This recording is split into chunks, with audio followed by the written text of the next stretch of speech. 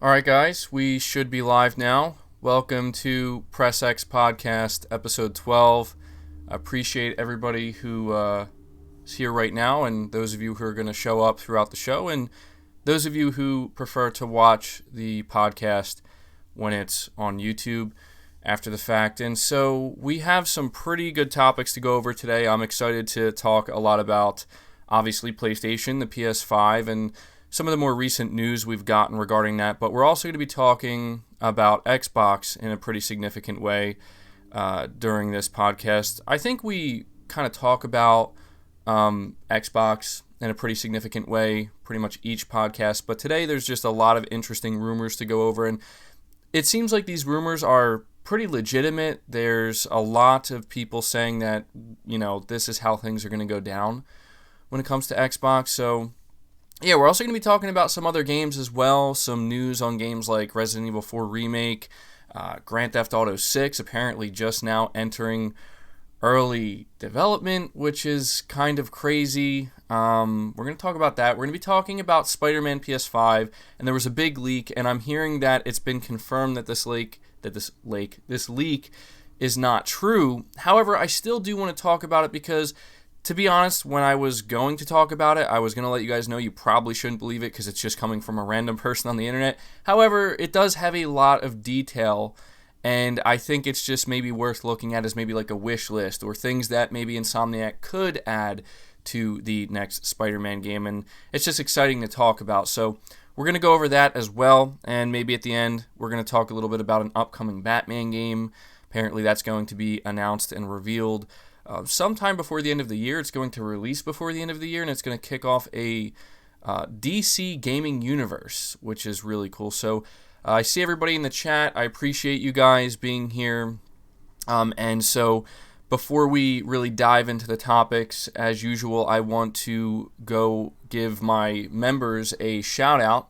For those who are wondering what that is, becoming a member of the channel means you are supporting me directly, and you get some perks. I'm going to try to expand upon those perks. Right now, you get PlayStation badges next to your name, and the longer you are a member, they kind of change over time, and eventually, if you are a member for 1 year, you get the classic PlayStation logo next to your name, and on top of that you get a weekly shout out here in the podcast. I know it's not much, but in the future I plan to possibly do some member exclusive videos, maybe like once a month, different types of videos, not just a normal video, maybe something like me playing some games, stuff like that. That's kind of something I'm thinking about right now because, my channel members are very important. They're going above and beyond to support me directly, and as time goes on, I would like to give you guys more benefits. So, starting with the shout out here, we have DevilChild63, Junior Jackson, Tom1XD, Texas Juggalo 1, Ron Pugsley, Crimson X25, Enrico Kitching, Mr. Hamster, Dieter Ruse, David Gaines, Cleans McKean, Randy Lee, JV Rod, David Torado, Troy Ware, D. Darko, Blood Rain, Darth, David R., and Haroun Alekhendry, and Mike Smith. I appreciate all of you for choosing to become channel members. Anybody can do it. You just have to hit the join button. It's up to you if you want to. Again, it's there if you want to support me directly. So thank you guys. But moving on to the first topic here, I want to take a little bit more time because I did make a separate video on this, but I like to kind of expand upon some things in the podcast. And one of the things I want to expand upon is talking about the report that came from Bloomberg. And this report, it gave us a lot of information. However, I don't think a lot of it was really surprising. I think that most of this information is kind of stuff we're already anticipating. And the main thing here is that apparently Sony is going to have a very limited supply of PlayStation 5 consoles at the launch. And not just the launch, apparently it's going to be limited up until possibly, I've been hearing people say March 2021. I've been hearing some people say July 2021, which would be pretty insane. And the reason for this is because of component shortages. And so my big concern here is knowing that Sony wants to do a worldwide launch. They want to do a worldwide PS5 launch simultaneously. They're not going to stagger it like they did with the PS4. By them doing that, I don't really, I don't know how many people are going to be able to get their hands on the PlayStation 5 when they want to get their hands on the PlayStation 5. Because for me, obviously, I want to have a console day one. And it is a little bit nerve-wracking to think that, well, if this is one of the biggest things you were looking forward to, you might have to kind of fight a little bit, not literally, but fight to actually get your hands on one. And if you can't, you may have to end up waiting a couple months before there's a restock. They're saying about 5 to 6 million units. As of right now, that could decrease, that could increase depending on what changes between now and the actual launch. And so it's, in my opinion, I don't know if it's bad news, but it is unfortunate. And I really hope that we don't see a situation where Microsoft has plenty of Xbox consoles to go around and Sony pretty much doesn't. In a way, that could be a good thing for Sony, because that extra demand for the console could be a pretty significant thing for them. It's maybe a situation where so many people want the PlayStation 5 and there's so little PS5s to go around that it just kind of creates this aura around the console where there's just so much demand, and it maybe in a way kind of bumps it up. We've seen that happen in the past with other consoles. Although it seems like Microsoft could end up running into the same exact problem because of this, but I haven't really heard anything about that. It seems like Microsoft may not run into the problem that Sony might run into, but we're going to have to wait to see about that. And some other really interesting things that this Bloomberg report brought up was they talked about launch games. And I'm thinking about doing a separate video on this, where maybe just kind of talking about the launch games we can expect to see from Sony. And when I say launch games, I don't literally mean all of the games that are launching day one alongside the PS5. I think there will be at least 1 to 2 games there that will launch with the PS5, but I don't think you're going to see a scenario where you're going to see like 5 or 6 launch games. That just doesn't make much sense to me. You got to give these games room to breathe. And I came across this article, and it was just kind of ridiculous in my opinion. It was from comicbook.com, and the title of the article read something like, Sony is very confident in the PlayStation 5 launch lineup. And I was like, oh, is this like new information? I didn't see, anything about Sony saying they're confident in the launch lineup, because that would be great news, obviously. But they were actually citing the Bloomberg article. And if you read this Bloomberg article, the entire thing, which I did on my channel, you realize that that's not at all what was said. It's not, they didn't say anything negative. They were just letting us know that, based off of the Bloomberg report anyway, not from Sony directly, but from people who are familiar with Sony's plans, they were saying, and this is again kind of obvious, that some of these games that are currently in development for the launch of the PlayStation 5, possibly some of the exclusive games, they may not hit their launch date. They may not actually launch when they were supposed to, because a lot of developers are currently working from home, and because of that, it's adding some significant constraint on the development process. And so I'm just sitting here thinking to myself, what does that have to do with Sony being confident in their launch lineup? And so I guess I'm just kind of pointing out the fact that, comicbook.com, they have some of the most clickbait articles, and I fall for it for some reason, but it just gets me thinking about what will the launch lineup be. I'd say the most interesting thing about that article is they listed some games that are currently rumored to be there at the launch or around the launch of the PS5, so that's probably the most informative thing. Spider-Man, I appreciate that super chat, buddy. You're saying if all the rumors were true, low launch stock, console overheating, the changing of leadership, and Sony having to change everything about the marketing and strategy leading up to launch would delay the console, or would they delay the console? Well, honestly, Spider-Man, you bring up some really good points here, and I have to admit that this year in general, obviously I think everybody can agree with this, has not been going the way I was anticipating it to go. But specifically talking about PlayStation, it seems like there's been good and bad with the lead up to the PlayStation 5.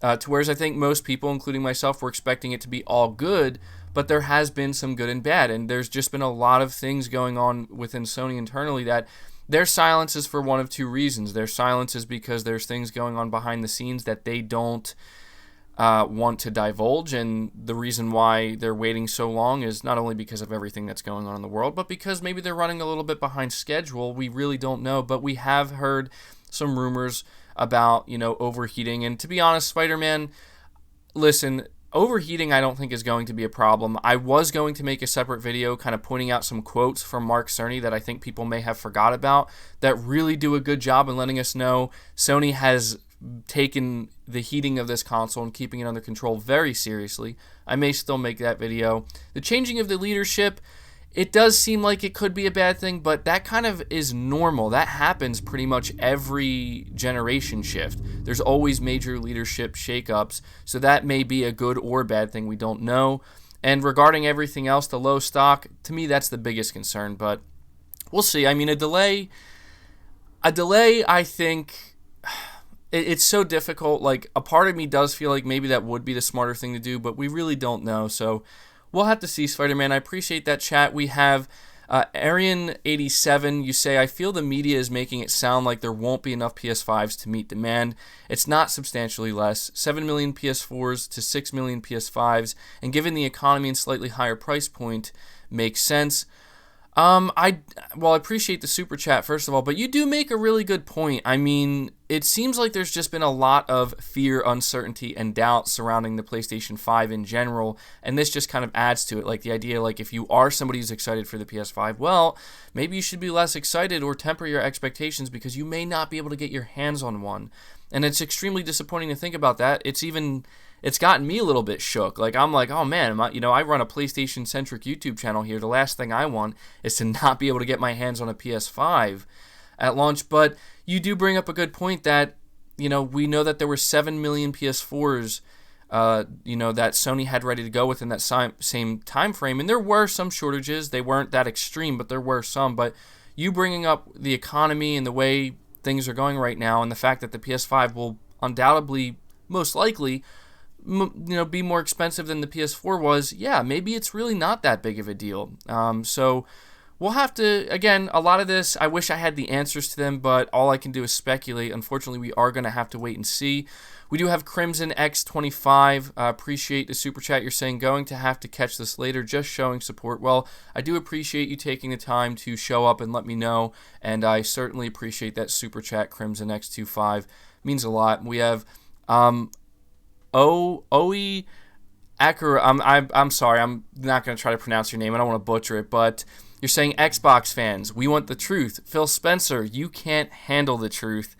Well, I feel like that definitely applies to some extent. The truth is, Phil Spencer, I think, in my opinion anyway, the truth is, I think Phil Spencer's been doing a pretty good job. I've had my issues with him, obviously. We talk about this on a near weekly basis where, look, I've said it before, and we'll talk more about this in the second topic that's going to come up. I think Phil Spencer's been doing a pretty decent job, and I think that we're really going to see what if Phil Spencer really is the guy that should be leading Xbox. I think we're going to find out in the coming months when he actually reveals the big games that apparently Microsoft has been saving, because the hardware is great, the services are great, whatever, that's not my biggest concern.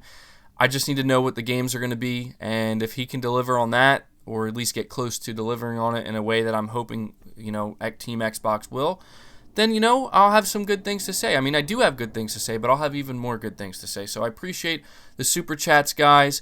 But getting back to the first topic here, to kind of finish this up, one of the more interesting things that we learned about this Bloomberg report that I found kind of funny is how they were highlighting the fact that apparently Sony is going to be doing a PS4 and PS4 Pro price cut, but they're going to wait until after the PS5 is out. And I'm like, man, that's how you know the demand for the PS4 has remained so damn strong and consistent throughout these past 7 years that they're just now considering a price cut to the PS4 Pro. We have It's Danny here. Appreciate your support with the super chat, buddy. You're saying 1 to 1.5 million at launch, 5 to 6 fiscal year, March 2021, and that's globally. So a shortage is likely, and then there's the scalpers that will take advantage. Yeah, that is something that we didn't mention yet, Danny, is you're talking about people who are going to buy these consoles, and try to buy them in bulk so they can sell them at a profit for ridiculous price points. I hope that it doesn't come down to that for me. I hope it doesn't come down to the point where if I really want a PS5 that bad, I have to end up paying like $1,200 for it, because I'll do it if I need to. But that is a big concern as well. I don't like people who do that stuff. I just feel like it's not fair. But yeah, to be honest, like, I think that there will be a shortage. It's hard to determine right now based off of how everything's going. It's hard to determine how extreme that shortage is going to be. Like, is the shortage going to be to the point where, like, only like half the people are going to be able to get it? Like, every 5 in 10 people who want PS5s are going to be able to get one? Hopefully it's not that extreme. I do honestly believe that maybe Sony really is kind of looking at this as like they're just trying to play it safe. Maybe they could order more to be manufactured, right? But they don't want to, because as we've continued to talk about here on the channel, and as people have brought it up, there are people who look at this and they look at the economy and they think, well, realistically, how many millions of people are going to be ready to buy the PS5 at launch? Like, are there going to be 10 million people? Maybe, but how many, knowing it's going to be probably $500? I don't know. I mean, that's another thing that the Bloomberg report brought up, is it talked about a $500 to $550 price range. So we'll talk about that in a second. Jackie, I appreciate your super chat. You're saying, MBG, have you thought about putting the podcast on Spotify? I've been asked that a lot about this podcast, and to kind of answer that, I guess I haven't really done a very good job in answering that. I'm not going to do anything like that yet, because believe it or not, there are some things that have to be, like, there's actually some hoops you have to jump through to get that done. And it's not a matter of like doing the extra work. It's a matter of like, right now my fan base is on, or my audience, I should say, is on YouTube. And I try to kind of keep everything centered here, and I don't want to expand things too much. But what I will say is that I haven't completely ruled that out. As of right now, it's just going to be on YouTube. In the future, especially depending on how much the podcast continues to grow over time, you may end up seeing this on other podcast services.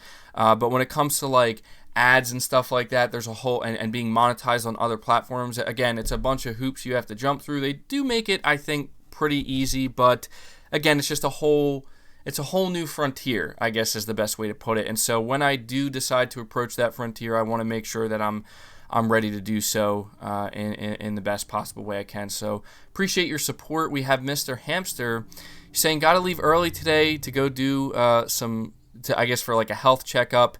Keep the videos coming, man, and check the leaks I sent you if you have time. We got your back, man. Keep the MBG family growing. Well, I appreciate that, Mr. Hamster. Got to take care of your health. Obviously, that comes first. And I know that you and many others on the channel here have shown great support, and I just want to let you know it does not go unnoticed. And I agree. Let's keep the MBG family growing. I appreciate all of your super chats and all the support you guys have been showing here. It's been absolutely fantastic, especially at a time like this. But getting back to this topic here, to kind of finish it up, I want to highlight the price point. I've seen a lot of people thinking that because Bloomberg is saying, and here's the thing about Bloomberg, right? Like in this report, they're just basing their pricing here off of what analysts are predicting. And analysts who are talking to Bloomberg are predicting a price point between 500 and 550, but there was also another analyst that was predicting 450. So even though it does seem likely, in my opinion, that the console will end up being 500, I don't want to rule out the possibility at all that we could see a $450, or maybe even potentially, again, this depends on how much of a loss Sony's willing to take, and I don't think it's likely, though, a $400 console. I don't, to be honest, guys, I'm not anticipating the PS5s to be $400. I'm just not. I would be absolutely shocked based off of all the tech that is going to be in this console, especially now we see the controller, the DualSense controller. We see all the features that it's packing, so we know it's going to be a more expensive controller. Sony can sell their console at a loss, but they can only sell it at so much of a loss. I mean, them selling it at $500 is going to be them most likely selling it at a loss, and it will be probably quite some time before they can actually make a profit off of hardware sales. So I think if Sony really is going to try to undercut Microsoft, it's going to have to come in at $450. I just don't see it going lower than that. But even then, I think that's kind of pushing it. And I've seen a lot of people talking about the price of the Xbox Series X. I've seen a lot of people kind of saying that they're expecting the Xbox Series X to actually undercut the PS5, which listen, like, I know that Phil Spencer's talked a lot about pricing, and he's talked about how important the pricing of the next-gen console is, but I don't see that scenario. I think no matter what, Sony will match the Xbox Series X price. They have to. And we're actually going to talk a little bit more about that when we get to the second topic, because we're going to be talking about the Xbox Series S console, or the Lockhart console, and I have a lot to say about that, because I just think that there's so much that, Microsoft can do when it comes to pricing if they do actually have a Lockhart console. When it comes to actually pricing the Xbox Series X at a higher price point, because they'll have that leeway. But we'll talk more about that in a second here. But just to kind of finish up here, one of the questions I wrote down, based off of this Bloomberg report that I touched upon a little bit earlier here, but I want to kind of go more into it, is what will this mean for PS5 exclusives? Like, will Sony consider making these games cross-gen, knowing that they potentially won't be able to reach their sales potential? Or would this work to actually create even more demand for the console? And what I mean by this, and I think this is actually a really good question here that I think a lot of people have, is if there will in fact be a shortage, to the extent that Bloomberg is making it sound. Like, Bloomberg's making it sound that the shortage is going to be pretty significant. And here's the thing. I know a lot of people are comparing the PS5 to the PS4, knowing that they're not going to be too far off. There were 7 million PS4s to go around within the first quarter, fiscal quarter, and this time around there's going to be about 5 to 6 million. So maybe about 1 million less, maybe 2 million less. What people need to understand is that the demand for PlayStation, in my opinion, is higher now than it ever has been before. I mean, there was no doubt that the demand for PlayStation was through the roof with the PS4, and you could say maybe that was due to Sony nailing all of the marketing beats. You could say it was maybe because Xbox failed to nail any of their marketing beats at that time. It's possible. However, I do think it's more likely that now in 2020, the PlayStation brand is just more recognizable than ever before. I mean, all you have to do is take a look at social media and their social media presence compared to what their social media presence was back in 2013 and 2014. And you see it's grown exponentially. And one of the biggest reasons for that is because of their games. And so I just think that the demand for the PS5 is going to be higher potentially than it was even for the PS4, even at a higher price point. However, as I continue to say here, the economy could have a impact on that. But the question then becomes this. You think about the exclusive games. There's no doubt in my mind that Sony's going to have a pretty decent, if not great, launch lineup. I'm not expecting any of the big hitters like Spider-Man 2 or the next God of War or anything like that. Maybe the next Horizon is possible, but even then I don't think it's going to launch right alongside the PS5. I say this because Sony knows that the enthusiasts will be there day one to pick up the console. The people who are excited for the next-gen consoles are going to be there within the first month, within the first couple of months. So it's wise of Sony. It makes more sense for them to kind of hold off on their big-hitting console-selling, the big console-selling games that are really going to move a lot of units, millions of units, to when sales start to slow down, when the enthusiasts, the day one buyers and adopters, kind of already go out there and do their thing, like we're going to do. And so thinking about those launch games, like thinking about those exclusive games, the big question is, will they be true exclusives to just the PS5, or will they be cross-generational? Well, I think it's kind of clear based off of what the developer of Godfall is saying, and here's the important thing to understand. Godfall is a third-party exclusive, so it's not coming from Sony Studios. And so with this in mind, they're saying that it's going to be a PS5 only game. It's not coming to PS4. So if a third-party developer is not going to bring their game to PS4, now, and there could be multiple reasons for that. However, I think it's likely that Sony probably requested that they make it a PS5 only game. And that's how they struck the deal. So the chances of Sony's first or second party exclusive games, launch titles or launch window titles, being cross-generational, I don't think that's likely at all. I think if you're talking about a Demon's Souls remake, or like the remake that Blue Point Games is doing, which will most likely be Demon's Souls, you're not going to see that on PS4. If you want to talk about Guerrilla Games, they have a second team that's currently working on a multiplayer game that's rumored to be either SOCOM or another Killzone. Regardless of what it ends up being, do I see that being a PS4 game cross-gen? Maybe. And I say that only because it is a multiplayer game, but however, so is Godfall's a multiplayer game too. And that's not going to be cross-gen, and that's third party. So I want to say, no, it's not going to be cross-gen. What I want to say is that Sony is not going to have a single cross-generational exclusive game when it comes to PS5. Now, I could be wrong about that, and I'm expecting to maybe be wrong, but at the same time, there's a part of me that just looks at this and I think there's no way any of these games are going to be cross-gen. But why am I mentioning this? Because the question I brought up earlier, would what's happening currently, right, knowing that they may have a temporary supply shortage within the first fiscal year, or fiscal year 2021 up until March 2021, knowing they may have a severe supply shortage, and knowing that the economy may not be as good as it should be, will they reconsider making some of these games cross-gen? Because you have to think about the sales potential of these games. If there's one thing we know, and I've learned this based off of listening to Colin Moriarty, he claims that based off of his time in the industry and talking to developers, the one thing about launch titles is they all sell really well. If you're launching a game alongside a new console launch, that's going to sell really well. Now, maybe because of that, Sony isn't worried about cross-gen. Let's just say within the first 2 months of the PS5 being on the market, they sell 2 million to 3 million consoles, right? Like maybe even more than that.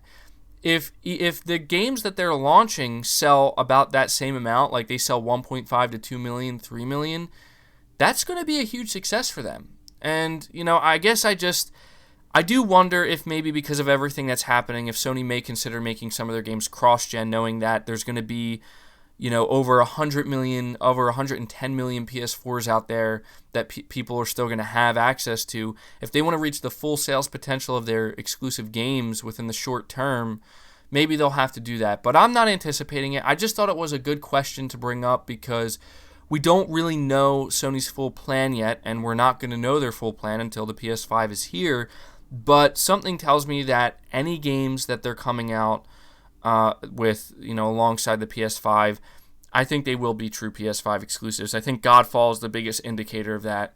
I don't see a scenario where we have a third-party developer making a third-party exclusive for the PS5 saying that it's going to be PS5 only and not on PS4, and then you have a situation where Sony's going to put a game like Demon's Souls or their next game from Guerrilla Games as a cross-gen exclusive. I just don't see that happening. So let me know your thoughts in the chat, guys. I want to know what you think about the idea of cross-gen launch titles for the PS5. Talking specifically about exclusives, obviously we know most of the third-party games are going to be cross-gen, but we're just talking about the exclusives here. And the last question I wrote down here is about game delays, games not being finished in time for the launch of the PlayStation 5 due to developers working from home. Would Sony consider delaying the PlayStation 5 at this point? Well, this is a really tough one to answer, guys, because you think about the PS5, and I guess the question becomes, could Sony get away with launching the PS5 with pretty much, I don't want to say no launch titles or exclusives, because you have to imagine there will at least be one ready to go. Sony had to probably plan that out in advance, where they have to have at least one game, for the PS5, and maybe that game will just have to be Godfall, right? Maybe Demon's Souls is going to get delayed by 2 months or 3 months, right? If this is the case, would Sony consider delaying the console then, knowing that they might not have enough games at launch? What about third-party games? What if there's a bunch of third-party games that are going to be delayed? I mean, what if the launch lineup for the PS5 for both first-party and third-party is so scarce, is so limited? There's just so few games that maybe Sony feels that they should just delay the launch. Would they do that? I want to say no. And I'm saying that because I think Microsoft has made it clear that they are not delaying the Xbox Series X. And as long as Microsoft, their main competition, is not delaying the Xbox, the next generation Xbox, listen, I don't think you're going to see Sony delay their next-gen console either. I just don't think that's going to happen. However, if Microsoft somehow changes their tune and they're like, you know what, we're going to delay it because we're running into issues as well, not necessarily supply issues, but we're not going to have enough games, maybe then. But I don't see that happening. So I guess I'm just doing my best here to answer questions we don't actually have the answers to, but kind of predicting what we could see. Bobby Means, I appreciate your super chat. You're saying you honestly think that a $399 price point is reasonable. I agree as well. I mean, there's a part of me I'm torn. Like, I look at the tech inside the PS5, and I think there's no way they can sell this thing for $399. However, maybe that was the price point that Sony was trying to hit this whole time.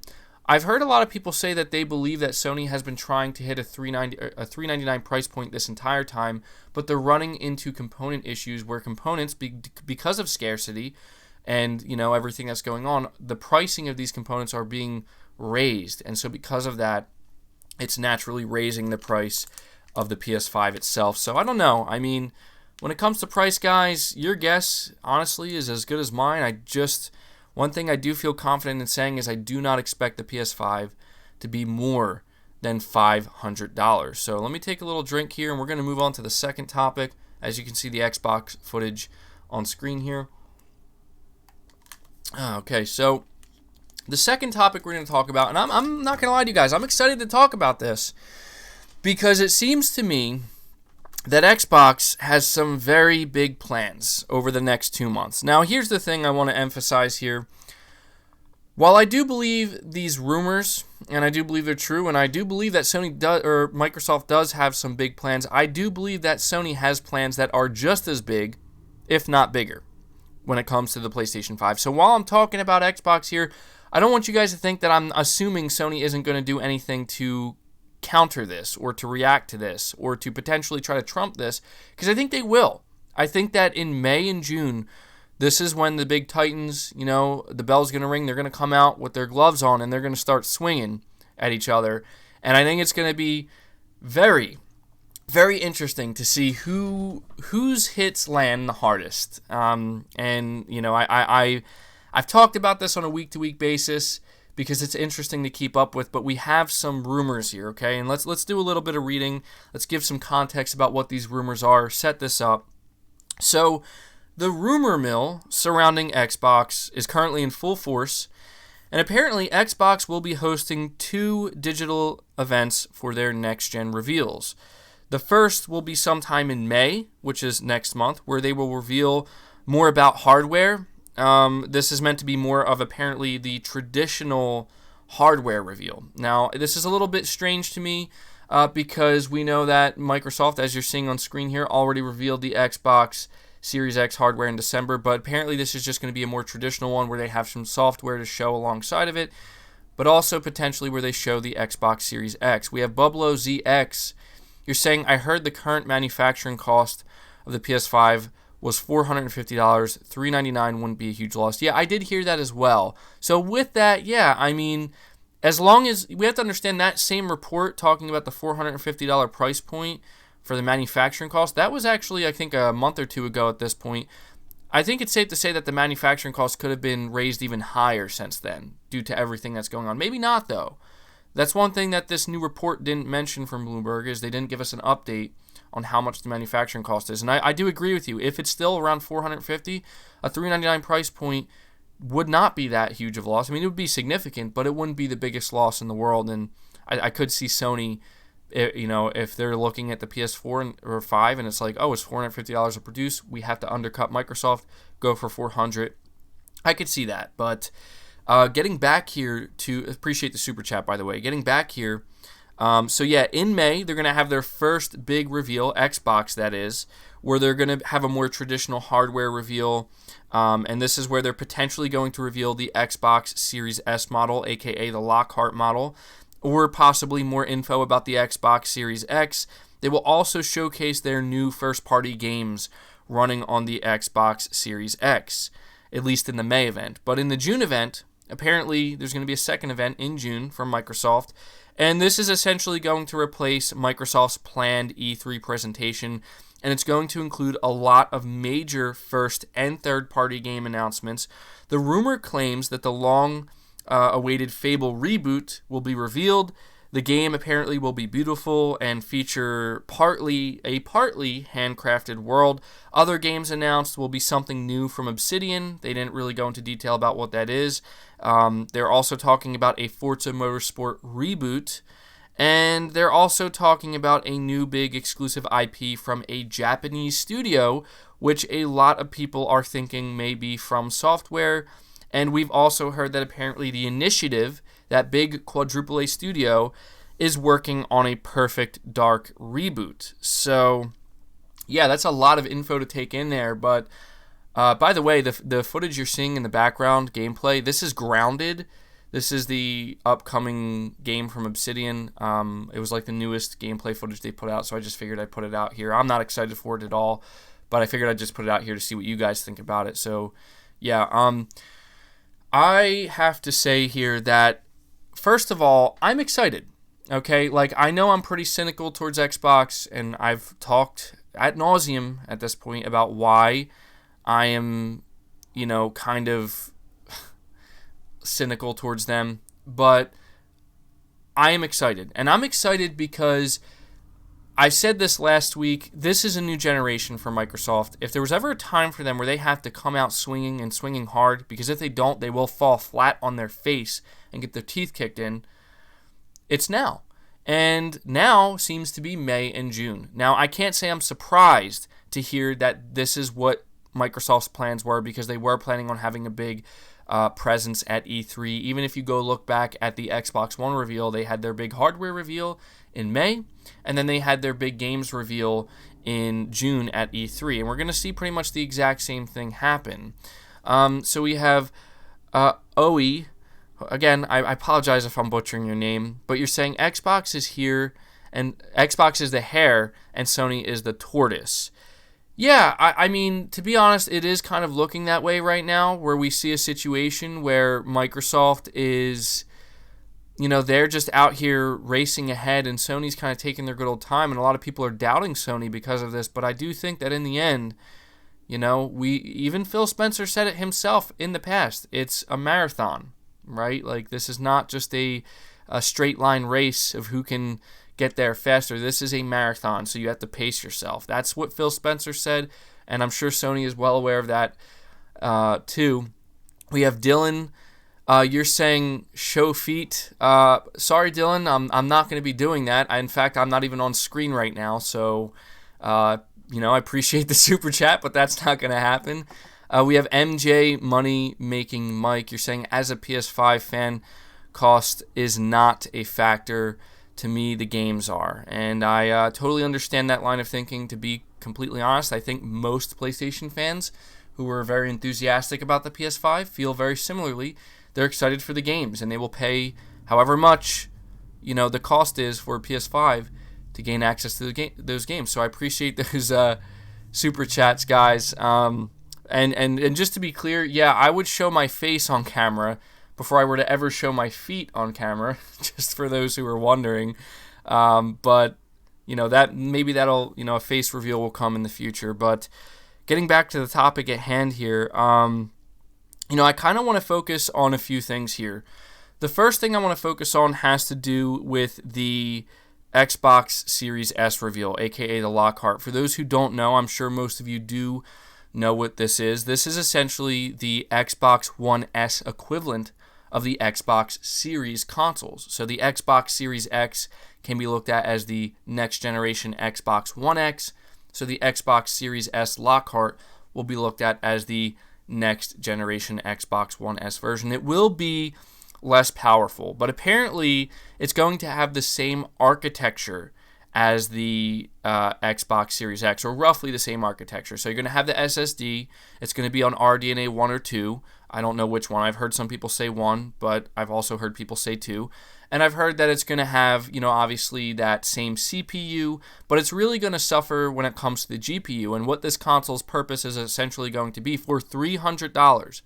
That's the most important thing here. This will apparently be a $300 console, so $299. The main purpose of this console is you will get those faster load times. You will get that, SSD that will help with those faster load times. You'll get that next generation CPU, so you can expect 60 FPS more often than not. But that's about it. The other thing is you're going to get, you're not going to get 4K most of the time. You're going to get probably 1080p to 1440p. This is what I'm hearing. You're going to basically get like a dynamic 4K more often than not. And if you're somebody who doesn't want the native 4K experience or the full 4K experience, then this may be the console for you. And so I find this very, very interesting, and all signs are pointing to this being a real thing. Earlier in the year, we heard reports that apparently Microsoft had shelved it or they canceled it. However, I think that this was supposed to be some kind of marketing espionage being done, or a confusion on Microsoft's part, where they're trying to, make Sony kind of not pay too close attention to what they're doing. By the way, I do want to take a second here, because I normally do it up by this point. I want to ask you guys to leave a like on the podcast, because I usually ask you to do that when we transition from topic to topic, but I've just been so into this here. But do me a favor, hit the like button to help the podcast out. I would like us to reach 500 likes if possible. We have about 600 people watching, so that's the easiest way for you to just directly help out the stream and the podcast. But I'm so fascinated with the Xbox Series S, because I want to know how big of an impact this is going to have. And I just don't know what to think about it, because a part of me feels like, will people really be that excited about a $300 next-gen console, knowing that it is going to be more powerful, more capable than the Xbox One X, but it's basically going to be a console, practically speaking here, where it's not really going to do much for resolution or for pixel count. What it's going to do is give you faster load times and higher frame rates. That's pretty much the purpose of this console. And so if you want to upgrade to the next gen, that's what you'll have, that option. I would say this, okay? I would say that Sony should be concerned about the Xbox Series S model, the Lockhart model, if, and this is a big if the next generation Xbox games were truly exclusive to the next gen Xbox consoles. I say that because most people, in my opinion, and I'm just making an assumption here, I think most people, when they see a $300 next-gen console and they can hear about the improvements, most people are just probably going to feel like, well, I already have the Xbox One S and I don't really see that big of a difference. And most importantly, if I can get these upcoming Xbox games, such as Hellblade 2 and these other games that apparently they're getting ready to announce, the next Halo, if I can get them on my Xbox One S and I can get them on my Xbox One X, sure, maybe there's a handful of people who are like, oh, okay, I'll pay $300 to get that extra boost in frame rate and load times. But most people, I think, are just going to be like, well, if the games aren't exclusive, then I don't care. Same thing with the Series X. However, I would argue with the Series X, in that case, if you're upgrading, even if a lot of the games you can already play on the One X or the One S, you at that point can just say, well, at least I know I'm getting like a beast of a console that'll do some great things for games regardless. You can't really say that with the Series S model. So in my opinion, it's going to be really fascinating to see how Microsoft chooses to market this console. I feel like it's going to come down, it's going to live or die by the marketing. And I think it could be a huge mistake on Microsoft's part if they screw up the marketing. And, we just don't know how it's going to land with consumers. Eric Williams, you're saying, I think it is a bad idea for Microsoft to sell a lower-end console. Sony tried it in 2006 and it failed. And yeah, that is true. I think this is going to be a little bit different in the sense that hardware-wise, it's going to be dramatically different. But I don't know. It brings up this weird scenario where, and I'll ask the chat this, and you can let me know. If I were to say to you, Microsoft risks kind of devaluing the idea of a next generation console by putting out the Xbox Series S, because this is an area where if you price something low enough, I know it sounds crazy and I know how important price is to people, but some people may feel put off by that, because obviously people don't want to spend more money, but I always feel that there's this kind of image that is associated with price point, where if you see the Series X at $500, people will be like, oh, $500 is a lot of money, but what is in the Series X, or you have a general idea of like, oh, 12 T-flops, I don't know what a T-flop is, but that sounds super powerful, right? And everybody around you is like, man, this console's a beast.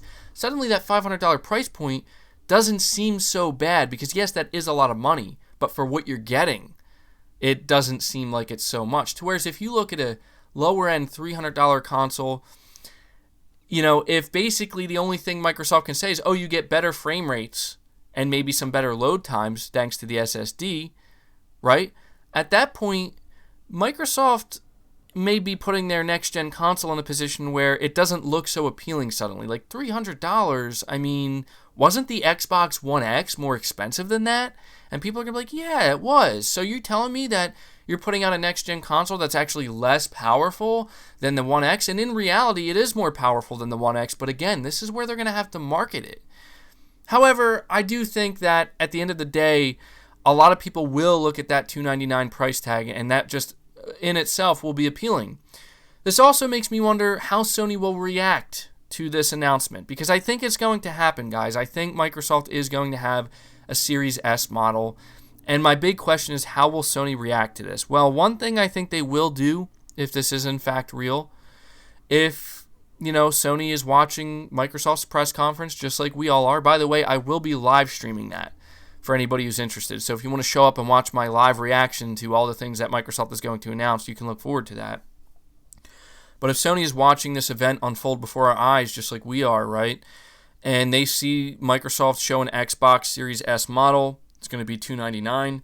It will be significantly less powerful than the Series X, and most likely significantly less powerful than the PS5 as well, less capable as well. But they have the advantage of that lower price tag. I think it will be a white unit. I think it will share the same form factor as the Series X. I think it will just be a shorter, like a smaller, more condensed version of the Series X console. I guess I wonder what Sony's reaction will be at that point. Like, will they be like, okay, the decision has been made for us by Microsoft. We have to sell this console at $400, and we have to eat the cost no matter what that cost is. Because I think that the one advantage Microsoft has here by announcing these two consoles is they have the advantage of maybe sandwiching the PS5. And this is where Sony is going to have to think really hard about how they want to market the PS5. Do you want to market the PS5 as a true competitor to the Series X in every way? Even knowing that maybe you don't have the T-flop advantage, which we've established that the T-flop advantage really doesn't matter that much, but there's no doubt that it plays a big role in the marketing. We've clearly seen that play out before our eyes, right?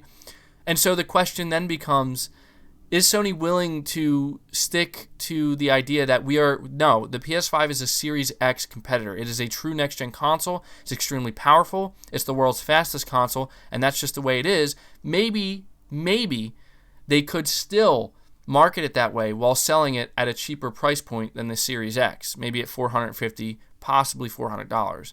And if the Series S model is real, it may really encourage them to, Sony that is, to really just go with that lower price point and just eat that cost. But I don't know, man. Like, it's just, I don't know exactly how the situation is going to play out, because it could play out really badly for Microsoft. They could reveal the Series S and most people could just walk away being like, I don't understand this. I don't understand the point of the Series S model, because the Series X is awesome and people are just going to want that true next-gen experience. Nobody wants to pay hundreds of dollars for a half measure. Granted, you may be saving potentially $200, but you're still paying $300 for what feels like a half measure. Is that what people want? How many people really want that? And I don't know. I don't know the answer to that question. All I know, based off of my limited knowledge, is based off of people who like console gaming. Yes, price is important, and maybe I'm just saying this because I am an enthusiast and because I'm also surrounded by many other enthusiasts. I just can't help but feel that most people are not going to be that interested in a budget console. They're just not, especially when they know that these games are going to be cross-gen. I don't know, guys. I mean, I will tell you this. If Microsoft does unveil the Xbox Series S model, I will believe that they've put a lot of thought into it. And if there's one thing that Microsoft does have to look at, Sony as well, is they look at the PS4, the PS4 Pro, they look at the Xbox One S and the Xbox One X, and it has been proven that the multiple SKU model has worked. It has worked, but we've never seen a situation where there's been multiple SKUs differentiating power-wise, in recent memory anyway, where there's a significant difference in power and price at launch. So I don't know. I don't know. It's going to go one way or the other. Maybe it won't really matter that much. Maybe it'll matter to a very small group of people who are like, oh, cool, a more affordable next-gen console. That's exactly what I was waiting for and hoping for. But we don't know how big that group of people is. So very interesting stuff here. The other thing I want to talk about are the games. Okay, these rumored game announcements that apparently Microsoft is prepping to announce in May and June. And we're not talking about third party, we're talking about first party. So obviously the first game that is pretty much the worst kept secret is the big Fable game. The Fable reboot. Now, I'm liking what I'm hearing about this game. I've never been a fan of Fable. Frankly, I've never played Fable. However, the idea that it's going to be a reboot, it's just going to basically carry the Fable name, but it's going to be a handcrafted or partially handcrafted world. It's going to share similar art style, apparently, to like The Witcher 3 and stuff like that. That sounds awesome. That sounds dark. Sounds more realistic. The fact that it is going to be made by Playground Games, and I know they're not proven in the RPG area, but I've always liked what they've done with the Forza Horizon games. If there's one thing the Forza Horizon games have proven is that Playground Games know how to make a awesome open world, right? We just don't know how that will translate in the RPG sense. They've made a lot of great hires, new talent, and so they've been working on this game for quite some time. I'm excited for that. I'm excited. I mean, the only reason I wouldn't be excited at this point is if they show it and I'm just like, oh, that doesn't look very good, or that's not looking as good as I was expecting. I think visually it will look good. I think it's going to surprise, but I want to see gameplay, and I want to see how it's going to look, right? Like, I'm a big fan of, like, dark fantasy RPGs, so we'll see. We have picture of individual. I'm not going to say that word because I feel like that word will demonetize my channel.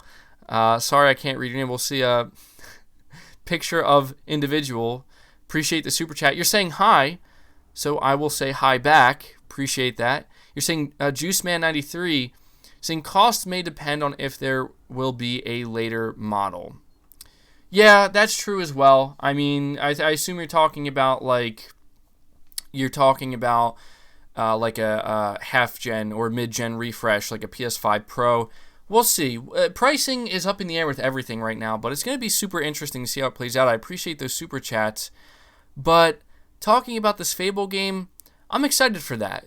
I at this point, being completely honest, to me that's the most exciting. Like, out of every game that Microsoft potentially has lined up to announce, that's the one that excites me the most, aside from a State of Decay 3. But I'm not talking about State of Decay 3 because the rumors right now are not saying anything about what Undead Labs is working on, although that would be a big surprise to me. I'd be super hyped for that.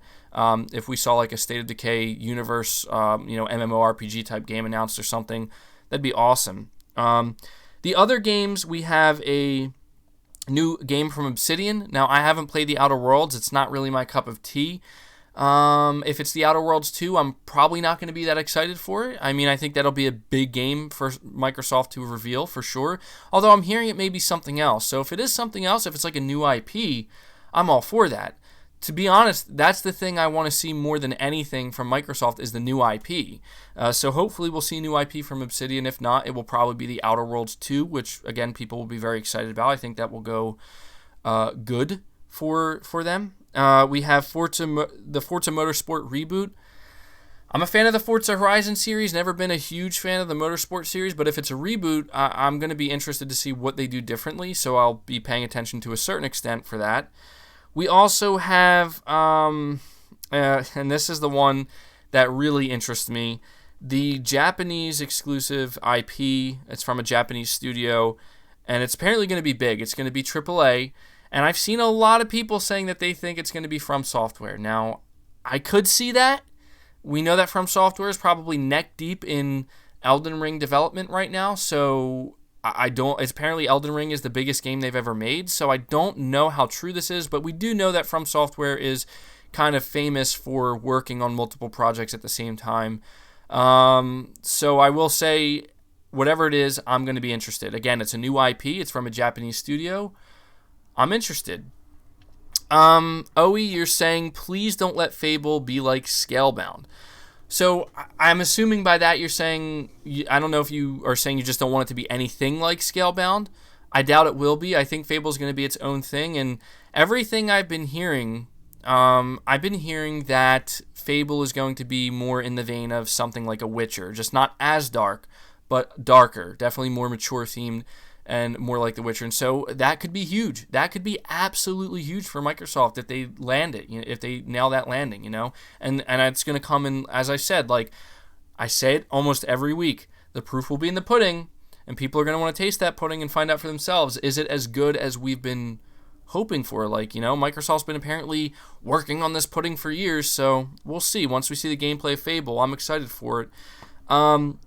But that big new exclusive IP from a Japanese studio, I'm excited for that as well. Like, I want to know what that's going to be. It may not necessarily be from software, but we'll see. We'll see. However, I will say this.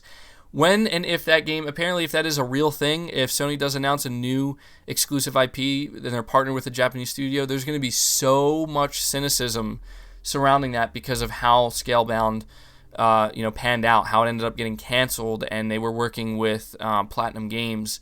There's going to be a lot of cynicism, but if the game looks good enough and it's exciting enough, I think people will be excited. But here's the big one, guys, that I have some thoughts on this, okay?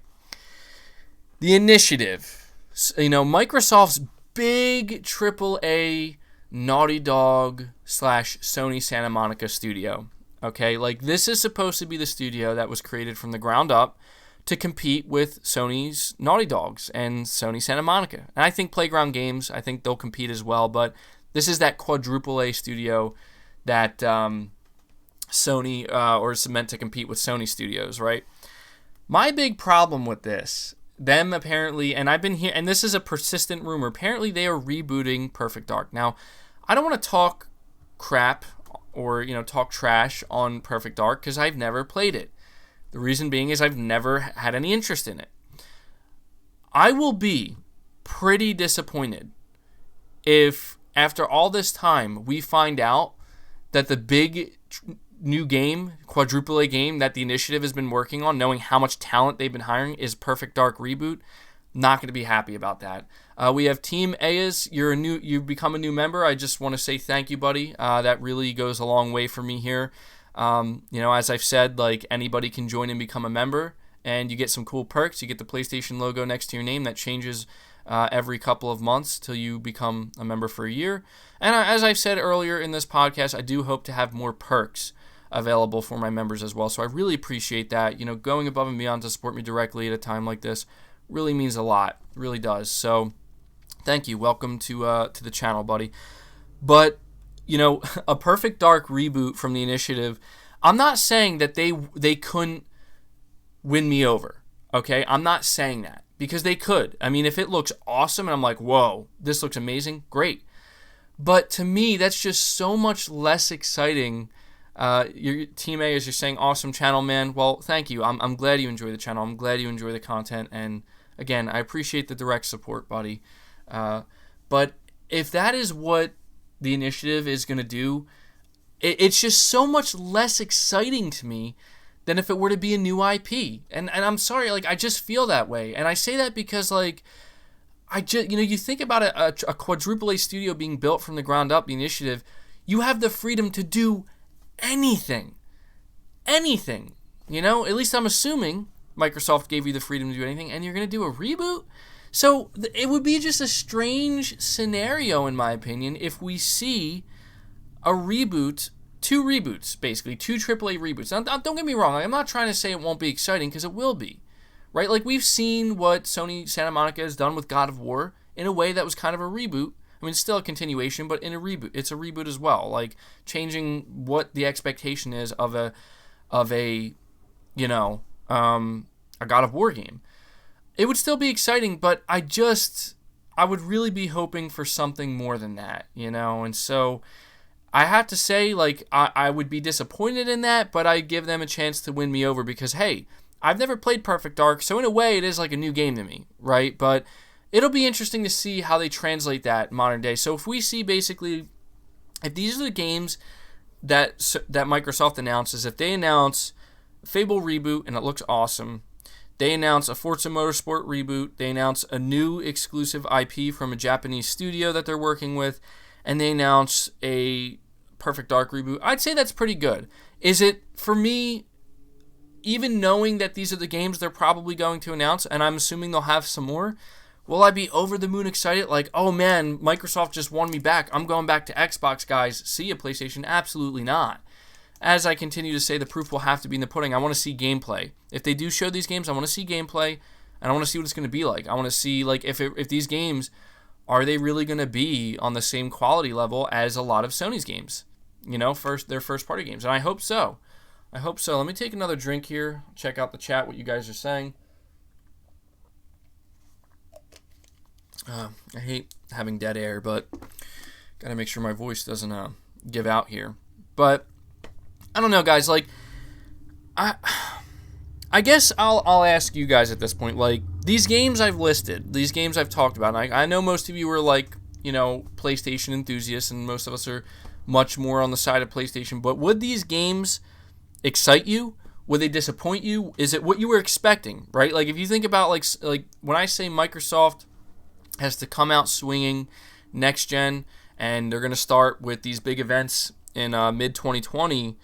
You know, also we can't forget Hellblade as well. Is this enough? Like, is this what we've been waiting for? For me, I'd say it's close to it, depending. And I say that because it depends on how these games land. I have to see them in action. So that's pretty much going to do it for the first two topics. You know, we talked about PlayStation, we talked about Xbox. Now, what I want to move on and talk about here is actually, it's in line with the footage you're seeing in the background. We're seeing some Resident Evil 4 footage in the background. And I'm doing this because I want to talk about this rumored remake. So we're going to move. That's going to be the third topic. We're going to talk about Resident Evil 4 Remake. I have a few things to say about that because I'm a huge fan of the Resident Evil series, and Resident Evil 4 is one of my all-time favorite games.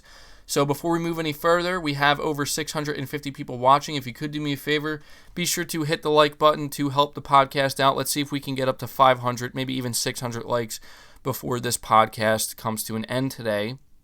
But talking about this, and I'm looking at the chat here before we move on. It seems like a lot of you guys are like in the middle. There's some people saying you'd be excited for these games to be announced.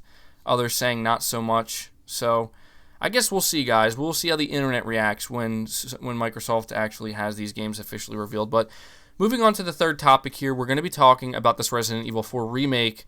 And it has essentially been confirmed by VGC that Resident Evil 4 is the next game that Capcom plans to remake, and it's aiming for a 2022 launch. So we have some time before we actually get to this. Apparently, Resident Evil 8 will be coming out in 2021, and Resident Evil 8 will be a cross-gen title. M2 is the studio developing it, and it has the original director, Shinji Mikami's blessing. They apparently tried to get Shinji Mikami back to direct it, but he actually declined because he's working on that other game, Ghostwire Tokyo or something like that. And apparently he's going to be providing informal advice on its direction. This is what sources tell VGC. They also are telling them, and this is the most interesting part in my opinion, I don't know how many of you guys listening are fans of Resident Evil 4, but apparently they are getting a newcomer to the series to direct Resident Evil 4 Remake. So my big question here is this. First of all, would you be excited for a Resident Evil 4 Remake, or would you not be because you feel that Resident Evil 4 is just like a perfect game and it doesn't need to be touched, and there's really not much more they could do to improve it? In fact, they have a much better chance of potentially ruining it. And my second question is, how do you feel about the idea of a newcomer to the series directing something like a Resident Evil 4 remake? Do you think that that's a good thing because maybe they can inject some new ideas, and because they have that outside perspective they can maybe change things in a better way? Or do you think that it could be disastrous because it's a newcomer to the series and they're going to be disconnected from what fans actually love about Resident Evil in general, but especially a game like Resident Evil 4?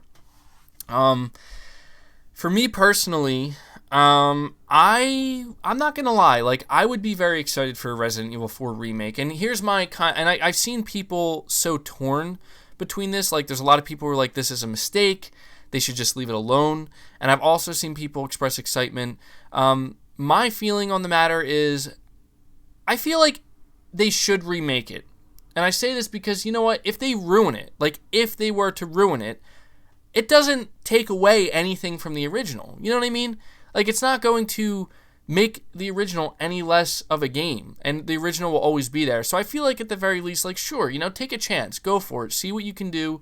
My personal feeling on the matter is, if they remake it, and I know a lot of people may not agree with this, I would like to see them change some things up. Not a lot, but some things for sure, and possibly in some significant ways. I say this because I do feel that Resident Evil 4 is such a good game, it's such a modern game, like it holds up so well, that they would have to change some things to not make this game just feel like a remastered game. Now look, if they just wanted to take Resident Evil 4 and just remake it in the RE engine, it's the exact same game, but just way, way better looking, okay, I'd be cool with that too. But I just feel like if you're going to remake it, and you're going to, you know, the fact that it's coming out in 2022, this maybe tells us that it could be a next-gen exclusive game. Like, this could be a next-gen only game. If you're going to do that, I mean, go for it, man. Like, just go for it, you know. It'll sell well no matter what, so I don't think they're worried about that. Maybe that will incentivize them to, you know, to maybe take some more liberties. But seeing what some of the chat is saying, Remake 4 and update it will be original. I don't know what you're trying to say there. They should mess with veterans. Nah, man, I want a Code Veronica remake. Okay, so you mentioned in Code Veronica, there's actually a little bit more information about Code Veronica X as well. It says, I wrote down here, for the people who are wondering about Resident Evil Code Veronica X, apparently the insider known as Dust Golem, we've been talking about them almost on a weekly basis because they keep providing more info. They are also known as Aesthetic Gamer. They've clearly have inside knowledge. They clearly have inside sources. Apparently, Dust Golem claims that Capcom will consider remaking Code Veronica X if fans continue to ask for it, stating that unlike a lot of other publishers, Capcom really does listen to the fans. And, you know, I added a little something here. My question is, if Capcom really listens to the fans, why the hell have they not remade Resident Evil Outbreak or made a third one? Come on, Capcom, get on it. I just platinumed Resident Evil Resistance, and that just doesn't hold a candle to the Outbreak games, man. It really doesn't. So, but he also claims that once Resident Evil 8 is finished, that the team working on Resident Evil 8 will be put onto a new project, and if we make our voices heard, apparently that next project could be a Code Veronica X remake. So I would be all for that as well. I mean, hell, you know, listen, Capcom, just remake almost every Resident Evil, but for the love of God, Capcom, if you're going to remake a Resident Evil, remake Outbreak. All right, it's a multiplayer game. You know, you want that recurrent revenue. You want that live service game. There you go. Make Outbreak 3. In the chat, I want to see you guys in the chat. Let me know. Anybody here who's a fan of Resident Evil Outbreak, just let me know if you're a fan, and let me know if you would like to see an Outbreak remake. But we have OE once again. I hope I'm saying your name right. I'm just going to call you OE, or OI, whatever. You know, we have played Grounded, and it was called a Bug's Life video game, right? That's funny. Yeah, I mean, for those who saw the Grounded footage, I mean, that game gets demolished, understandably so, but hey, it's a game. I just, yeah, Bug's Life video game. Believe it or not, I know it sounds crazy, but when I've seen people like on IGN and stuff, and maybe it's because it's IGN, but people were kind of positive about the game, which is kind of crazy. We have John Burkett. I appreciate the super chats, guys. You're saying, what people don't get is it takes more than cost of parts. There's manufacturing, marketing, distribution, and all other costs. Very likely the PS5 is $500. Yeah, you do bring up a very good point, John. You do say that, you know, talking about the going back to an earlier topic, talking about the $450 cost of the PlayStation 5 to be manufactured. Yeah, that is true. Like, that's not counting everything else. That's not counting actually, like, the marketing, the distribution, you know, the cost of the actual boxes themselves, you know, and the, you know, everything else involved, the marketing of it. Yeah, you know, you do bring up a good point, and that's another reason why I do think that, yeah, $500 could be how much the PS5 ends up being. But appreciate the super chats. getting back to Resident Evil for just a moment here, I'm excited. You know, like I'm excited for Resident Evil 8. I'm excited for a Resident Evil 4 remake, and I'm excited for anything else. I personally would love to see Outbreak return, but I'm excited for it, and I just feel that, like, you know, I just have to give my thoughts on this because Resident Evil 4 remake, apparently it's a real thing. It's gotten the green light, so it's not really so much a rumor, it's just an unconfirmed one, but it's essentially confirmed, you know, low key. I want to see them take more liberties. I do, because I just feel like Resident Evil 4, it holds up as such a good game right now that it's like, if I were to play just a one-to-one remake version of it, it just feels like it's almost like a remaster of a remaster of a remaster.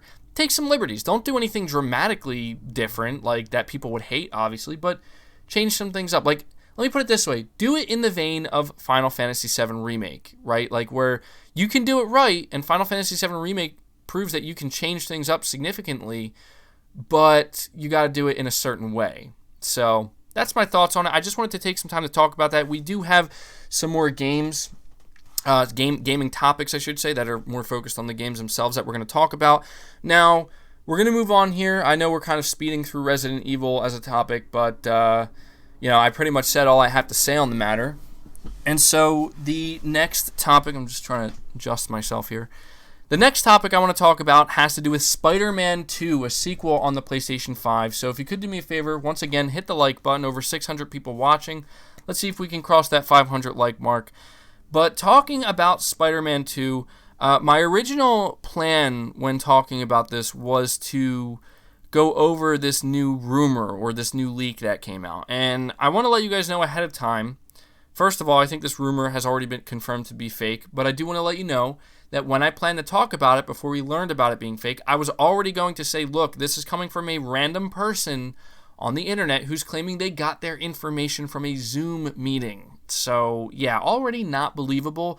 However, what I find interesting about this, and the reason why I just want to talk about it, is first of all, because, you know, I have two friends who recently started playing Spider-Man on PS4, and they both have been blown away by it. They're really shocked at just how good the game is. My one friend, they immediately were like, holy shit, like, this is one of the best games I played in a long time, in like years, and they platinumed it, like, in pretty much a week.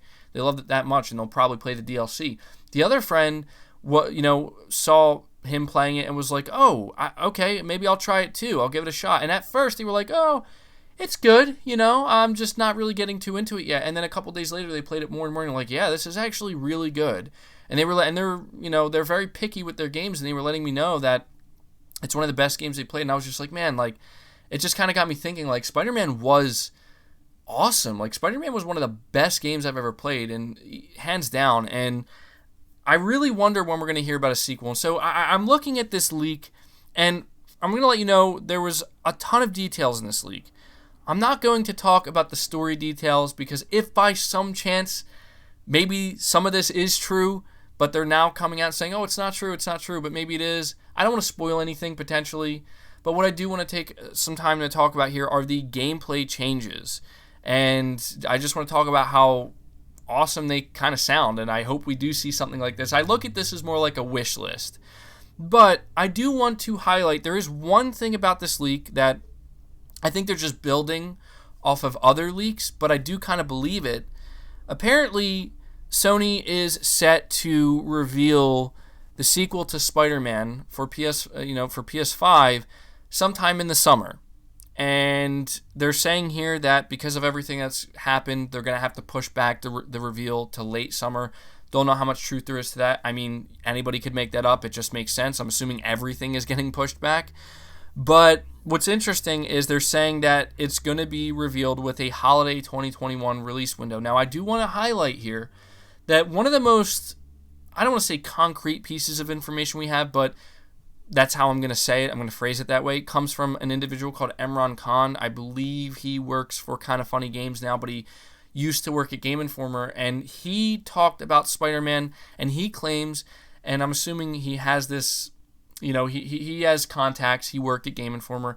He was saying that he knows too much about the next Spider-Man game, and he has to be really careful about what he says. But one of the things he did mention is a holiday 2021 release window. And something tells me that that may actually be the truest thing out of everything we've learned so far about the next Spider-Man game, is that Sony may be hitting for that 2021 release window. And it makes a lot of sense if they are doing that, because Spider-Man PS4 is one of the best-selling games ever on the PlayStation 4, and it broke records for them within the first 3 days, and it broke God of War's record, and we know it's just a huge name. And so if you think that Sony wants to get a strong start to next generation with some big hitter games right off the bat, again, you don't launch a game like a Spider-Man sequel, you don't launch that alongside the PS5. It's just not smart.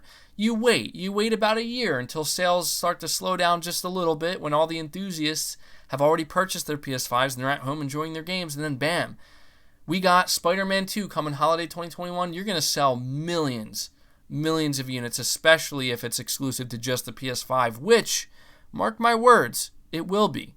It will be. So, I just, going over this leak here, there are gameplay changes that they listed. And so I just want to kind of run down these gameplay changes and see what you guys think of them. I'll give my thoughts on them. Apparently, 7 weather types will be in the game, including light snow, heavy snow, and light rain. So the idea that we'll be playing Spider-Man 2 on the PS5 and New York, it will be snowy. I think that makes sense. I think that's pretty cool. I think a lot of people would like to see that. I think that would look awesome. Apparently, snow can build up on your suit, and it allows for realistic footprints from the player and surrounding NPCs, so there will be that sense of realism with this said snow. An increased number of smaller side quests and tasks called dynamic missions. These include grabbing a balloon, which is a throwback to a Spider-Man 2 tie-in game, rescuing construction workers from buildings and scaffolding. They will need to be brought to hospitals after being rescued. These missions aim to highlight the, quote, friendly neighborhood Spider-Man aspect of the character. Peter Parker can now walk around New York with snow building up on his jacket as it does with Spider-Man's suit. The Statue of Liberty is a fully traversable location. Spider-Man's famous black suit makes an appearance in the presentation. Each suit has a symbiote version of itself that can be switched on. The black suit has its own skill tree. The advanced suit and web suit, Raimi suit, are in the game. The black suit doesn't try to copy Web of Shadows, but when equipped, certain elements of combat from the first game are removed to create a more fluid experience. Attacks are faster and dodges are less important. Multiple enemies can be attacked at once with certain abilities. New characters and boss fights. Let me see here. We have Mysterio in the game and is a boss battle, and it will take place on the Statue of Liberty. He makes multiple appearances in the game. More side quests will be included with the Daredevil and Human Torch mentioned. The Human Torch's missions will have you racing against Johnny. Miles seems to have playable scenes, and he has his own suits. 3 DLC packs are planned, like the first game, with Morbius, Carnage, and Wraith being the focus of each one. So, yeah, the thing that I was super interested in when talking about this, I think I have this footage kind of backwards. I was supposed to have Spider-Man footage playing right now because I'm talking about Spider-Man as my 4th topic here, but I ended up putting Resident Evil, and then the reason why you're seeing Red Dead 2 gameplay in the background, the intro, is because we're going to be talking about GTA6 for a little bit. Some really interesting information came out about that. So you're going to see Spider-Man footage at the end when we're pretty much not talking about Spider-Man. So I apologize for that mix-up. But I was super interested in this leak simply because of how detailed it was. And the interesting thing about really, really detailed leaks is they're so hit or miss, because you look at them and you think, man, are there people who would really just sit there and make this crap up, considering and really go through this much effort to come up with this much detail? Yeah, there are, especially at times like this when people are kind of stuck in their homes. And I think it's been confirmed that that's what this was. It was somebody who kind of just made something up. I think they did admit it, if I'm not mistaken. But I look at all of these details, and I kind of look at it as a wish list. And frankly, a lot of it sounds plausible, right? Like if I had to guess about things that I could expect to see in the next Spider-Man game, I could see a lot of these things being in the game. So yeah, honestly, guys, I can't wait for the next Spider-Man game. I can't wait for more PS5 information. And so I guess what I will ask you, and let me know in the chat, because I'm interested to see what you guys have to say. First of all, do you think that the next Spider-Man game will be teased or even fully revealed alongside the PS5 at their big event that they're going to have? And if so, when do you expect it to release? Let me know in the chat. I'm going to be interested to see what you guys have to say. God, every week, man, I feel like I'm losing my voice. I think I got to, talk a little bit more quietly. I don't know. I have a tendency to, scream at my microphone when I'm talking, but I just think that it just makes me sound more energetic. So, all right.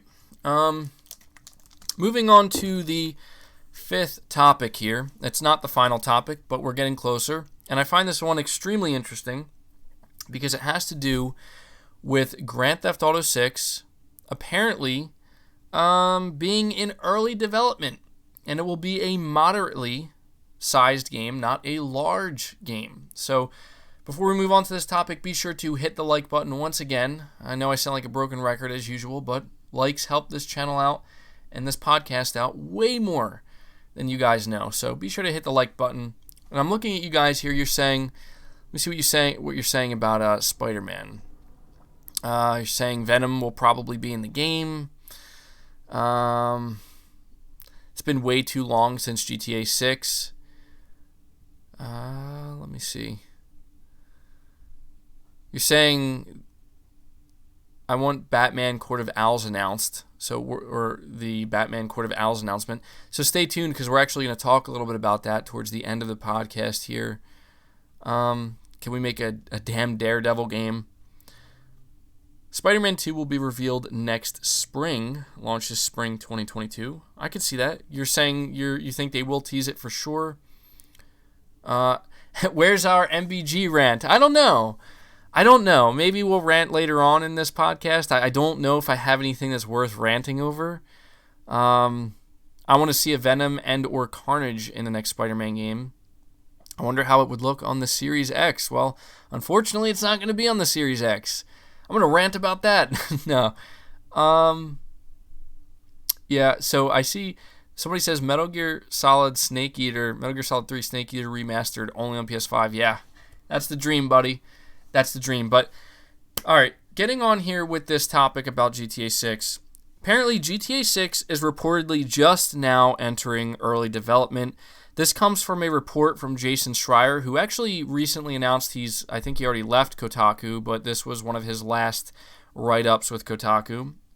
And apparently, compared to recent entries in the series, it will be more of a live service game. Ooh, yeah, because we all love that.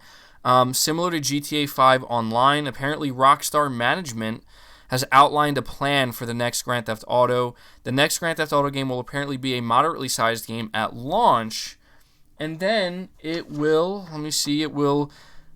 expand through regular updates. Edgy Clementine, appreciate the super chat. You're saying MBG.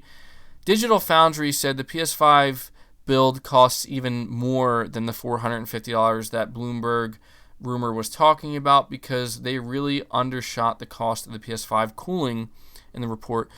Okay, yeah, going back to what we were talking about, it seems that may actually really be the case here, where one of the things that Sony has put a big emphasis on is their cooling system that they're going to be utilizing in the PS5, and people are saying that Sony's been having overheating issues. Listen to me. If Sony ever had overheating issues with the PS5, I promise you they happened earlier on, probably throughout 2019 or even earlier in 2018, and they realized that they're going to have to go all in with a cooling solution considering how high they want to clock this console. So, these people who had this idea in their head that, we're going to see a PS5 come out that's going to have a high fail rate and it's going to constantly overheat. No. Listen, I told you guys I had a video I was going to make on the cooling solution because there were comments that Mark Cerny has made straight up about not only the PS4 Pro or in reference to the PS4 Pro, but also the PS5's cooling solution and how they have it under control. And there's really no reason to worry that they're going to have an overheating console that's going to have a high fail rate. But you do bring up a good point, Edgy Clementine. I do think that that cooling system, because it's going to be pretty expensive, I think that's another reason why we're looking at most likely a $500 PS5. But getting back here to this GTA on 6 rumor, apparently it says you can you can imagine these regular streams of content updates being similar to the current updates that GTA Online and even like Red Dead Online, what they get. And apparently this is being done, the reason why they're going for a moderately sized game at launch, it's being done in an effort to lighten the studio's immediate workload and help mitigate crunch. However, this is just one potential plan for the game, as it is still in early development. The fact that it is still in early development, or just now entering early development, tells us that it may end up being GTA 6, that is, a next-gen only game, which is really awesome in my opinion, if it's true. And that, to me, that's like the one huge silver lining about thinking about, wow, how many years has it been since GTA 5? It's been like 7 years roughly, or close to it, maybe more at this point. And you think they're just now starting to work on GTA 6? Well, the one benefit is if it's true, it will undoubtedly be a next-gen only game. And, you know, one of the biggest fantasies I have when thinking about next-generation consoles and all this power, especially knowing that a lot of times Rockstar doesn't really release their games on PC until after the fact, you know, later on. A GTA 6 that fully harnesses the power of the PS5 and the Xbox Series X, that sounds awesome to me. But what's important is apparently there is a somewhat of a conflicting report here when it comes to GTA 6. And this is apparently coming from a pretty well-known Rockstar insider, a Twitter user known by the name Tex2. And he reports that this report is actually inaccurate, and he's claiming that what he has heard is that the game is actually halfway done, if not more than halfway done. And when Kotaku says it's in early development or it's entering early development, what they really mean is they're just not in the final stage of development. That it doesn't mean that they just started working on it. And to be honest, I believe this more than what Kotaku's saying, in the sense of, like, you know, by them saying early development, I do believe that probably means it's at least more than halfway done. I mean, can we really imagine in these past 7 years Rockstar hasn't started work on the next Grand Theft Auto game? I mean, it is possible. You look at GTA Online and you look at all the constant updates and, more importantly, the money they're making from it. Maybe they did think, well, we got our money maker right here. We don't have to worry about a follow-up anytime soon. So it is possible for sure. But, you know, I'm thinking, like, if GTA 6, if it is a moderately sized game and Rockstar plans to support it with constant updates, does this mean it will be, like, episodic? I've seen people kind of asking this, and they're also asking the question, if this is true, can we even expect GTA 6 to have, like, a traditional single-player story that we all, you know, have loved from Rockstar games? I think this is interesting, because another question this brings up is, could this explain why Dan Houser, one of the founders of Rockstar, pretty much the mind behind of all the Grand Theft Auto games, you know, the Houser brothers, and also many other Rockstar games, could this be why he recently left? He just straight up left Rockstar, man. You know, he was the backbone of Rockstar, and he just left. Could this be why? I think it would make a lot of sense. You know, and then you think, like, is GTA 6 going to be single player?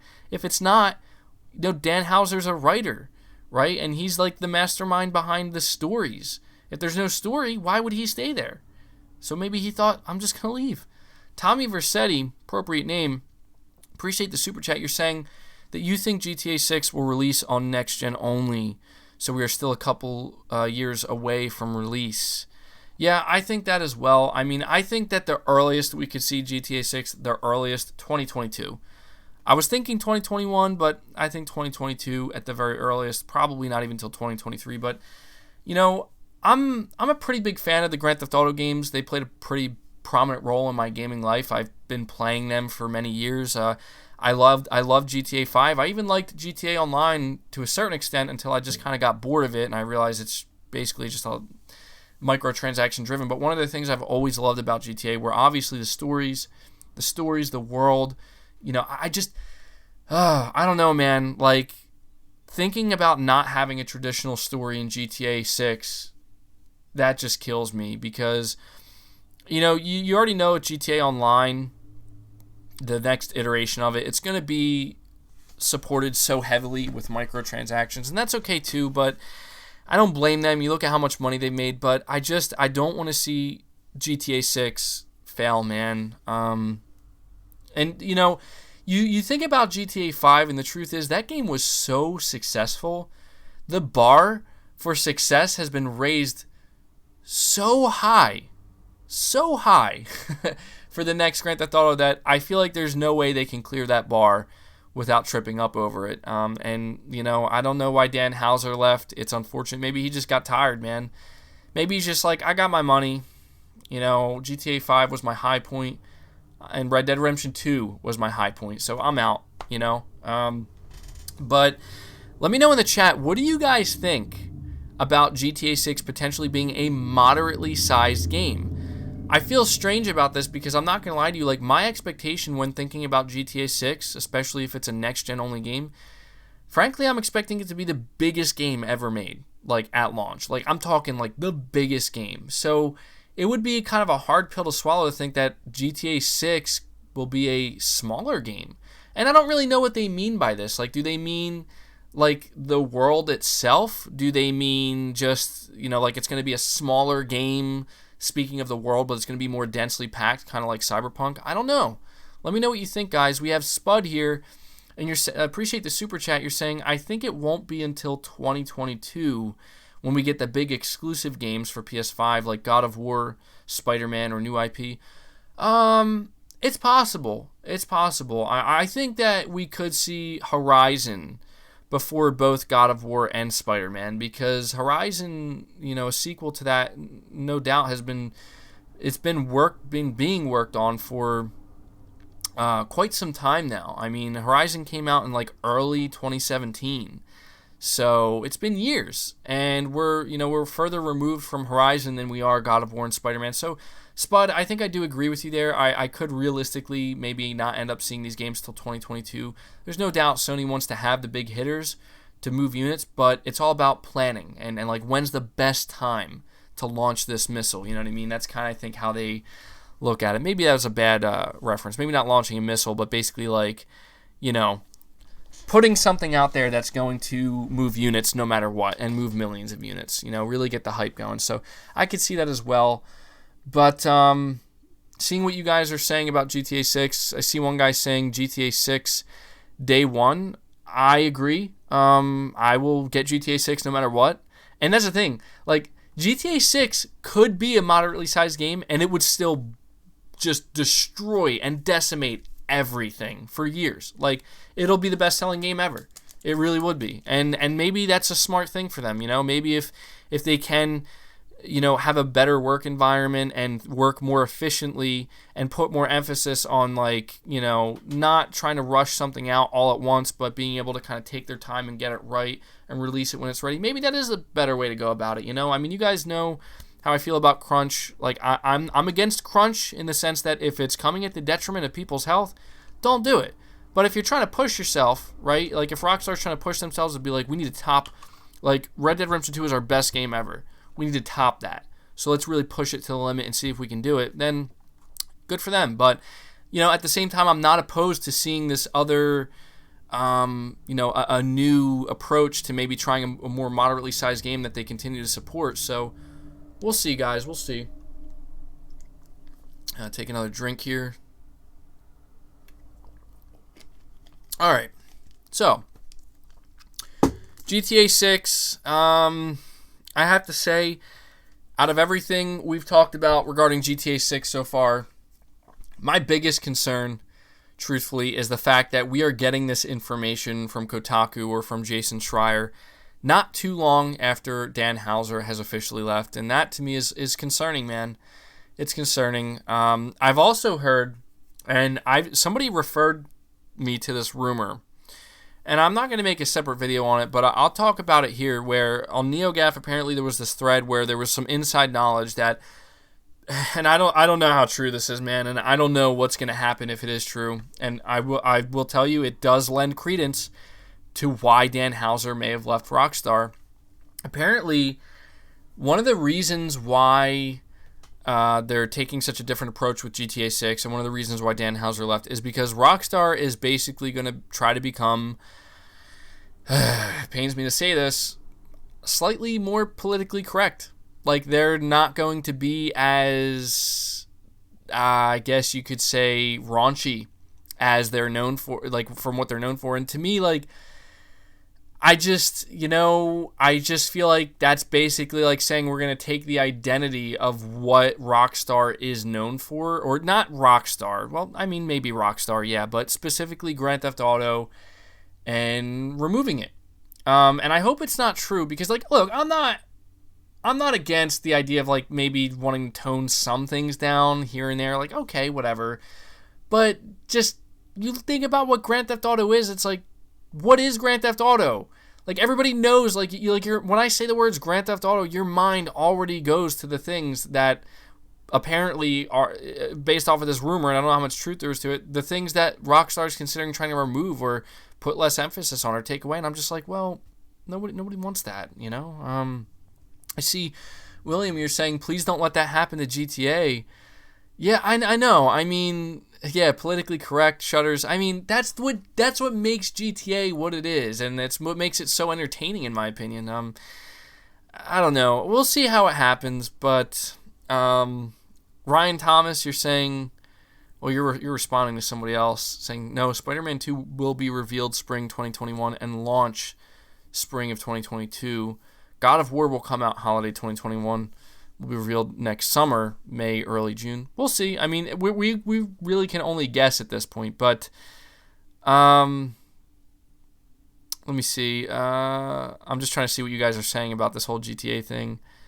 You're saying, Pretentious Cat, you're saying, how is that a bad thing? They're evolving. Look at God of War. It used to be a button mash, linear, one-note games. God of War 4 is amazing. Well, you know what? Okay. To be fair, I do understand what you're saying there. And let me put it this way. If Rockstar Games, like, my only concern is, like, look, if they want to make the next GTA 6 much more serious toned, like, they want it to be less about, like, the silliness. Like, I feel like maybe that's what they're trying to do. Like, I don't want to see a situation where they're like, oh, we need to remove the bad things from GTA because it's not right. Like, I don't want to see that. What I want to see is, if they're going to change things, if you want to go for, like, a much more serious toned game, where it's like, at least with the story, where it's not as silly and it's not as ridiculous and not as laughable, and it's less about satire but more about, like, a real grounded story, I agree with what you're saying there. Like, if they're trying to go for that more mature themed tone, I'm all for that. I think that would actually be really cool. Like, basically think Red Dead Redemption 2's story, like the seriousness of that, but like in a GTA game. Like, basically a GTA with less satire, more seriousness. I'd actually be okay with that. I think that has the potential to be really cool. I just don't want to find out that they're, like, removing things that the game is known for in terms of, like, real, you know, like the more mature stuff, because they're like, oh, we want to be more politically correct. Like, come on. Like, that's, you know, God of War didn't do that. You know, God of War was still pretty, like, it's all about the themes, right? Like, as long as they have those heavy themes that it's known for, I think it'll be good. But we have Tommy Versetti here. Once again, appreciate it, buddy. You're saying they should improve or overhaul their gunplay in the next game. It's too sluggish. Even Red Dead Redemption 2. 100% agree with you there, Tommy Versetti, because my biggest issue with Red Dead Redemption 2, I thought it was an amazing game, like almost every aspect, but the game, like the feeling of the gameplay itself, the gunplay, it was just too... I mean, like, yeah, the physics are so realistic, but they're so realistic to a point where it's like, it's not satisfying to, like, get in the gunfights and stuff. Like, occasionally it was, but I just thought the gameplay was too clunky. It was a little bit too outdated in the sense that it still played like Grand Theft Auto 4 did back, you know, in 2008. So I do agree with you. There needs to be, like, a level of smoothness. Like, I always thought it would be awesome to have a GTA game where the gunplay was like Max Payne 3. I mean, I know that would basically be less realistic, but, oh man, Max Payne 3's gunplay was amazing. And it was still pretty realistic, just minus the bullet time, right? But that's just my opinion on that matter. But yeah, I mean, I would like to see a GTA 6 that's more grounded in reality and maybe less satirical, but I just don't want to see... I don't want to see a GTA that takes itself too seriously. I only say that because, I mean, in my opinion, that's kind of what GTA is also known for, is like having that funny, silly stuff. But at the same time, I would be willing to see if they're like, we're going to make a very serious story here. But we don't even know, guys. Like, we don't even know if there's going to be a traditional single player in GTA 6. For all we know, because of how successful. I mean, listen, what we do know is that Take-Two Interactive and Rockstar canceled plans for GTA 5 single-player story DLC because of how well GTA Online was doing. We know how much money GTA Online has made. Talking about billions and billions of dollars for them. So it might not be, a single-player game, and I hope I'm completely wrong about that. I like to think that they're well aware that they can't get away with doing that. People would lose their minds. I think. I don't know. Maybe the Grand Theft Auto name is so big that they could do whatever they want, and people will just accept it. I see Velcro Apple, you're saying you want a Max Payne 3 remaster on PS4. 110% with you there, man. Max Payne 3 was one of the best games I ever played. I absolutely loved it. I even loved the online component of it, and I'd love to see a remaster. If not a remaster, give me Max Payne 4. I love Max Payne. I think it's such an underrated series, honestly. And I think Rockstar did a great job with Max Payne 3 as well. I know a lot of people were like, oh, it's just not the same as the first two games. I really liked it. We have a new member here, Loki Liesmith. I appreciate you joining the channel here. Welcome to the channel. It really means a lot to me. I have to really express this every time I see people either, donating a super chat or especially becoming a channel member, making the decision to support me directly. Really goes a long way here on the channel, and as I've said multiple times in this podcast, I hope to add more benefits and perks for those who are members. So welcome to the channel. Really means a lot. I appreciate you going above and beyond to show your support here. Really goes a long way. So that's pretty much everything I have to say about GTA 6. I think it's still a ways off, but I have a good feeling that we'll see the first tease of GTA 6, and maybe this is just wishful thinking, alongside the PlayStation 5 reveal event, or maybe even one of these Xbox events, but I think we'll see it teased, like, even if it's just the logo, and my God, it'll go, like, the roof will just, there'll be no more roof. Everybody's hype will just go right through the roof at that point. I do think that whichever company can secure the marketing rights to the next Grand Theft Auto, that is going to be massive. Like, even though I know it's a third-party game and you can get it on every console, it's just going to be huge, man. So if PlayStation can secure those marketing rights, that would be huge. But even if Xbox can, we know that Rockstar has been with both in the past. I think Rockstar went with Microsoft for GTA 4, and then after that, they went with PlayStation, if I'm not mistaken. So, yeah, that's pretty much everything I have to say about GTA 6. I'm going to keep you guys updated on the podcast. This is one of the things I actually really love about doing the podcast, is that I feel like it's a lot easier for me to kind of talk more just about games in general and other games I'm more interested in, while also talking about PlayStation and Xbox stuff. But I really enjoy doing that. So the final thing we're going to be talking about here, the final topic, has to do... there will be no more roof, yeah. The final topic I have to talk about here has to do with the next Batman game that, I'm starting to wonder if their marketing is going against them at this point, because people are like, please stop teasing this Batman game. We know it's Batman Court of Owls. Just freaking announce it already. And I have a feeling it's going to be announced within the next 2 months at one of these events, most likely either alongside Sony's PS5 or the Xbox Series X. But I want to answer this question real quick, because I feel like it's a good question that this Bane Gamer, you're asking me, MBG, honestly, have you ever felt burned out from gaming, especially in times like this? And, that's a really good question, because recently that is how I've been feeling. I've noticed recently, I have no motivation to play anything new or to go into my backlog. I mean, the last game I played was Resident Evil 3, and even then I really didn't enjoy... I don't want to say I didn't enjoy it, but it felt like I had to force myself to play through the story knowing it's only 5 or 6 hours. And I end up just playing these multiplayer games like PUBG frequently because it's just like muscle memory. It's just a distraction. It's something to do. And I can just kind of be like half there and half not. And I've been playing Resident Evil Resistance, the multiplayer mode, just because it's so easy. It's jump in, jump out. So I did want to highlight this question because I do feel that. I do. And I'm starting to get back into it now. I know it sounds crazy. I haven't finished Star Wars Jedi Fallen Order. I just stopped playing it. And so I started playing it again actually today, and I'm going to beat it. I'm thinking about, and I really want to know what you guys think about this in the chat. I mean, I know we have like 600 people watching, and that's not indicative of the opinion of the wider 49,000 people who are subscribed, but I was thinking about going back to Days Gone for a little bit and reinstalling that game and playing it for a couple hours and just experiencing it again, because I haven't basically played it in over a year, and April 26th is going to be its 1-year anniversary, and it was a big game I covered here on the channel. What do you guys think about me maybe going back and playing that game and just kind of making an updated video like Days Gone 1 year later? How does it hold up? You know, is it a better game now because of all the updates? Let me know. But I'm thinking about playing the Uncharted games, Uncharted 1 through 3, now that they're free. I know a lot of people would like me to do that. I know there's Final Fantasy 7, obviously. I haven't played that. I'm thinking about it. I've always been on the fence with Final Fantasy 7, honestly, but because we may not have any new big game releases anytime soon, I might just save it and be like, I'm going to play this maybe when I get really desperate to play something new and big.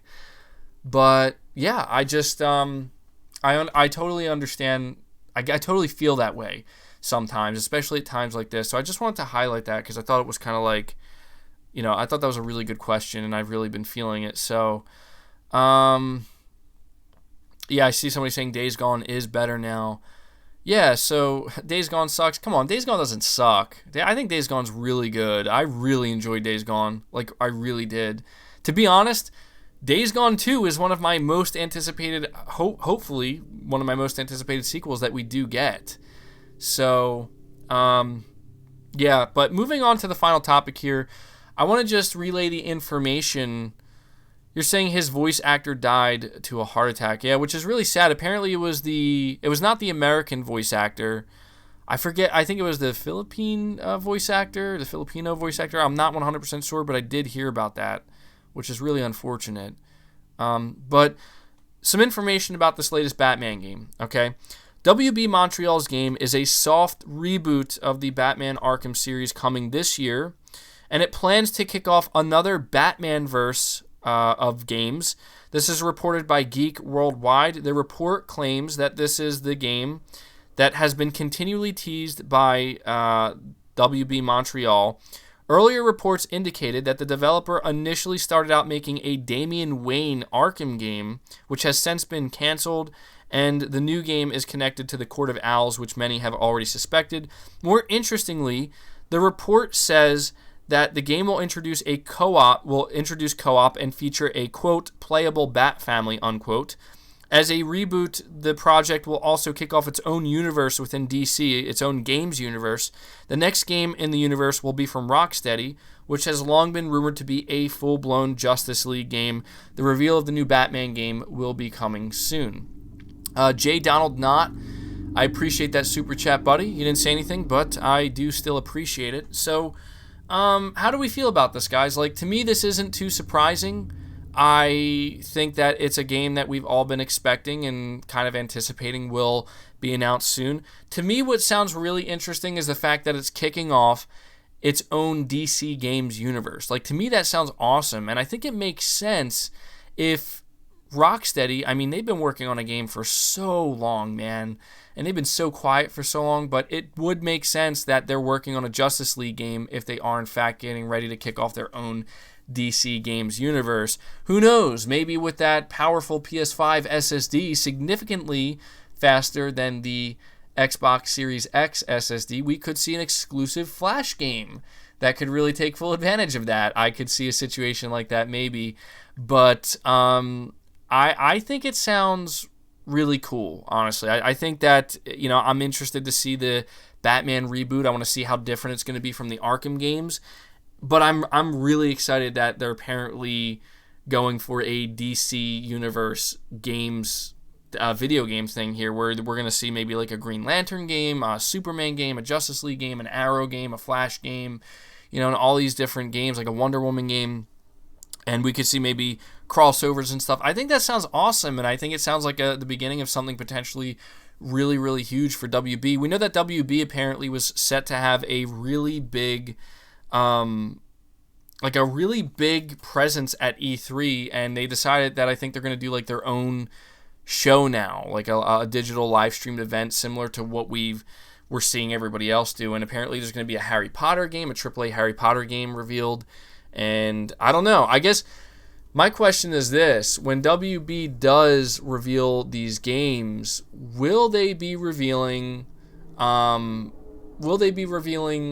of these games, like just the Batman game, or the Batman game and the Justice League game from Rocksteady, or whatever Rocksteady's working on, or just the Batman game? Hopefully we'll see both. J. Donald Knott, I appreciate that, buddy. You're donating again. Really means a lot. You didn't say anything, but I'll still acknowledge you. I appreciate the direct support. It really means a lot. It goes a long way here on the channel. But yeah, guys, those are pretty much all the topics I have. And so, as I usually do with these podcasts, I will take some time here to talk to the chat directly. As I say each week, I don't expect the only way people to communicate with me is through super chats. That's just not fair. However, while we are going through our topics, that's usually how we do it. And then here we'll see what you guys have to say. So if you have anything interesting to say, if you have any, anything pressing, now would be the time to do it. I am getting pretty hungry.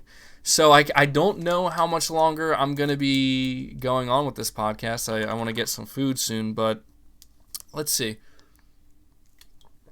You're saying a Wonder Woman game could be decent? Yeah, I think there's a lot that they could do with a lot of the DC characters. I would really like to know what a Justice League game would be like, though. I mean, I feel like that'd be really hard to balance. J. Donald Knott, once again, I appreciate that, buddy. I don't know if you're trying to say something, but you're not able to. But I appreciate the super chat donations, man. I really appreciate that. Let's see. What am I gonna eat? That's the big pressing question. I don't know. What should I eat? What do you guys think I should eat? Should I order something?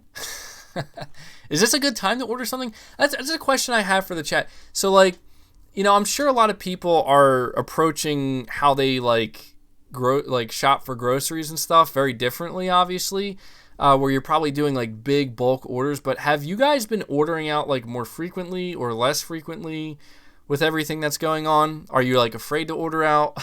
I know that's a weird question, but Terrence Williams says make some burgers, MBG. That does sound good. What about a Siphon Filter remake or remaster? I think it's possible. I think it's possible, but I think it's more likely that Sony Bend is working on. I think it's more likely that Sony Bend is working on a Days Gone 2. J. Donald Knott, again, buddy. You're just donating 10 after 10 after 10, and I'm just gonna say thank you. Thank you. I really appreciate that, dude. If you have something to say, say it in the super chat. I'll read it.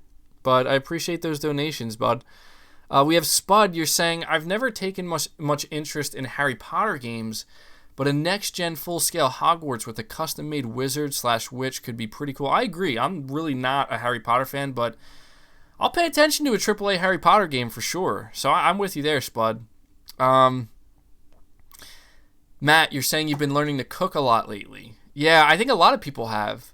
A lot of people maybe have been like, well, if you weren't good at cooking before, you gotta learn now. Have I ever talked about Nintendo stuff on the channel? Occasionally. I'm just not that into Nintendo. I'm not. I don't know why. It's nothing against them. It's just a lot of their games, most of them just simply don't appeal to me, to be completely honest. Josh Zdadownowitz. I probably just destroyed your name, but I'll just call you Josh Z. You're a new member. That's actually 3 new members we have, so welcome to all of you. Welcome, Josh. I appreciate you going above and beyond here and choosing to support me directly. Like I continue to say here, you get some cool perks. You can look forward to them. I honestly, I guess because most of my members are here right now listening and we have 3 new members, I guess I'll let you know one of the things I'm thinking about doing as a perk is YouTube has now made it possible to basically do members only videos. And I want to be fair about it. Like, I do almost 30 videos a month, but I was thinking about maybe doing 1 video a month, or maybe even 2, but I'll start with 1 for now. Or maybe even like a Q&A live stream just for the members, but maybe a video that's like me playing games or something, just doing something a little bit different, right? Like, it just wouldn't be a traditional video, because not only would that be a little bit boring and it wouldn't feel special, but something just for my members who are choosing to support me directly. And we also have J. Donald Knott also choosing to become a member. Welcome, J. Donald Knott. I appreciate all the support here you guys are showing, and it looks like the train's just rolling here. Tommy Versetti, also a member as well. Really gotta thank you guys. Like, it really means a hell of a lot to me that you guys are choosing to do this. Tommy Versetti, I loved your work in GTA Vice City. Alex Churchfield as well. We have another member. That is 6 members within a single stream, which is absolutely amazing. And it really means a lot to me, guys. And so I guess since we have 6 new members, I'll roll over the benefits, or go over the benefits once more. You get the PlayStation logo next to your username that will show up anytime you leave a comment on a video or anytime you're in the chat. And that logo actually changes the longer you remain a member. And if you remain a member for an entire year, you get the classic PlayStation logo, and that is an easy way for everybody to show you that you've been a member of the channel for quite some time. You also get a shout out at the beginning of every podcast where I shout out your name and give you a big thank you. And as I've said, I plan to do a little bit more for the members in the future, because I understand that a lot of you guys are really, it's a big thing to become a member of a channel, and I really want to try to do my best to give you guys something a little bit special, a little bit extra for those who are going above and beyond. And we have Spud. Spud is also a new member. This is just like, this is crazy. Thanks, guys. I don't know what to say. It's just it's awesome. It's awesome. Spud, welcome to the channel, buddy. I've seen you here. I've seen a lot of you who are becoming members, a lot of new faces as well, but I see a lot of you guys have been frequently showing up to the podcast, and the support, it's just incredible. So welcome, Spud. Welcome to all 7 members of the channel. Hopefully you'll stick around and we can get those extra perks rolling in, and we could maybe do some members only live streams eventually down the line as well. That's also something that YouTube is implementing. We have OE once again, or OI, say, is it weird to like horror movies but not games? And to answer that, I don't think that's weird at all, because the truth is, I think that playing a horror game is a much more intense experience, honestly, than a movie, because a movie is going to roll on no matter what you do, right? So if you got to close your eyes, if you got to turn away, you can brace yourself. When you're playing a game, like, you have to interact with it. Like, you have to interact with the game. You're in control of the character, and if there's a jump scare around the corner, you're going to be the one that has to progress to activate it, and you can't really look away. So, wow, okay, I don't know what's going on here, guys, but we have 2 more members here. We have Cassie L. Hopefully I'm saying that correctly. Welcome to the channel, and we also have Freeze Vamp, 2 new members at the same time. Thank you, guys. I feel weird. I feel like a broken record. I'm just gonna keep saying thank you, and it means a lot, but it really does, guys. Like, I gotta tell you, like, let me put it this way. I'm going to try to expedite the process now to get some more member perks here, because I have practically almost 10 new members gained within a single podcast. And, here's what I'm going to assume, that you guys are hearing what I'm saying about the potential members only perks, especially the, once a month video. So I'm assuming that this is a sign that you guys would really like to see something like that, and you're showing your excitement for it by basically jumping on the train here and becoming members. So, we'll do it. I'll see if there's more I can do in the coming months, and I think it'll be a good time. I guess you guys can let me know. For the members who are in the chat right now, let me know. I'll probably have to make a poll on it, but just to see what you guys have to say here, and I can't make any promises, but would you rather see a members-only video, like a gameplay video? It could be me just playing a single-player game, doing commentary over it. Maybe we could do like a something like that where I chat with you guys while we watch it together. Would you like to see videos of me kind of like playing online games with my friends that I normally play with and acting like an idiot?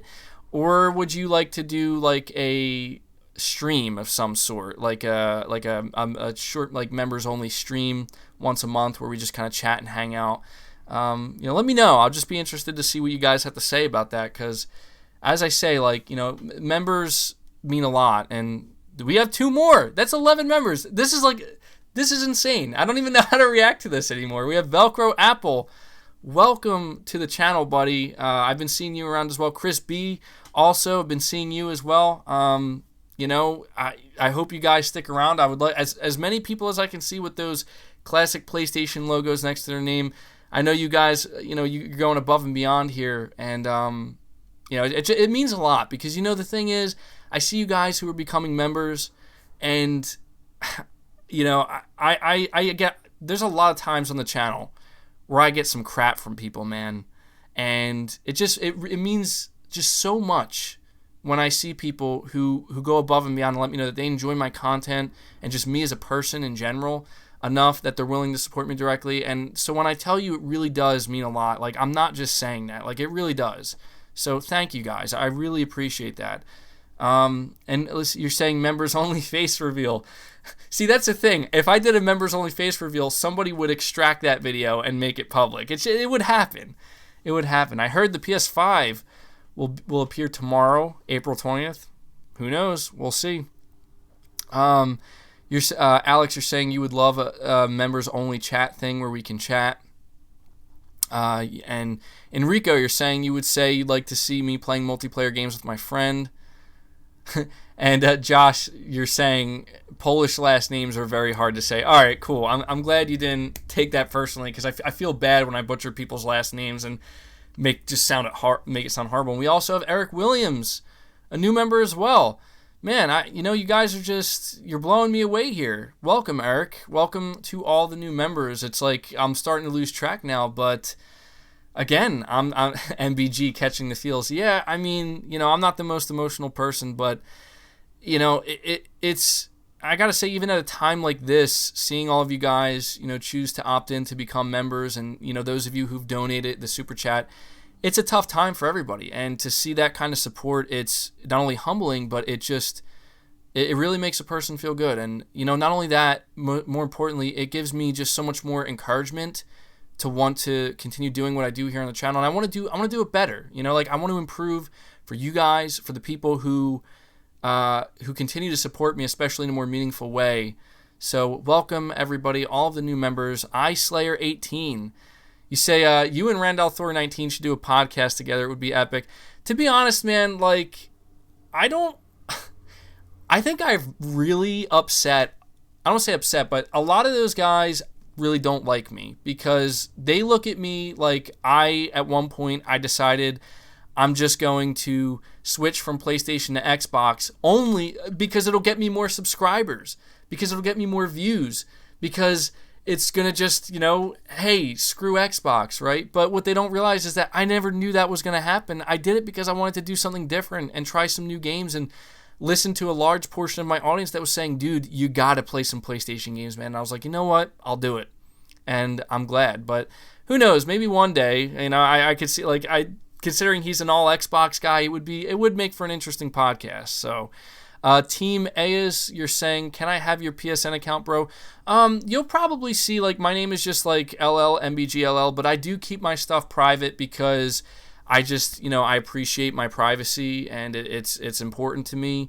And I just, there's been some people in the past who've done some pretty strange things, I guess we could say. But I apologize. I'm not going to be able to give it to you, but maybe in the future we could do something. I've seen somebody mention I could create a club where people can kind of show up on show up on the PlayStation, and we can kind of get together and maybe play some games. So in the future, I'm seeing that there's a lot of huge support here on the channel and people wanting to interact in a more personal way. So maybe that is something we could do. We have another new member, Joe Armstrong here. Welcome, Joe. I appreciate you taking the plunge as well and, deciding to support me directly. It means a lot. You're right up there with everybody else. And again, I'm at a loss for words. Like, I don't want to sound like a broken record, but I have to thank you guys. And then JV Rod, wow, a generous donation here. You're saying, hey there, bud. I hope you and your family are doing well. I'm popping in to let you know that Final Fantasy VII Remake is an absolute must-play and highly recommend it to you. Glad you're getting a lot of fans, buddy. You deserve it. Well, you know what, JV Rod? I really appreciate that. And you are not the only one telling me this about Final Fantasy VII Remake. Not only has there been a ton of amazing reviews, but my cousin's been playing it, and he's like, dude, Final Fantasy VII, when are you going to play Final Fantasy VII? I'm like, I'm going to, man, I'm going to. And he even let me play it a little bit, some of the mini games with the share play feature, which was awesome. So I appreciate that support, JV Rod. I appreciate you donating, and me and my family were doing well, and I hope all of you and all of your families are doing well, especially at a time like this. We got to stay safe and take care of each other. So we also have Kiz. I appreciate the donation. You're saying, really enjoyed the stream. Keep up the amazing work. Well, thank you. And thank you to everybody who is telling me how much they enjoy my content and, getting my back here. It means a lot.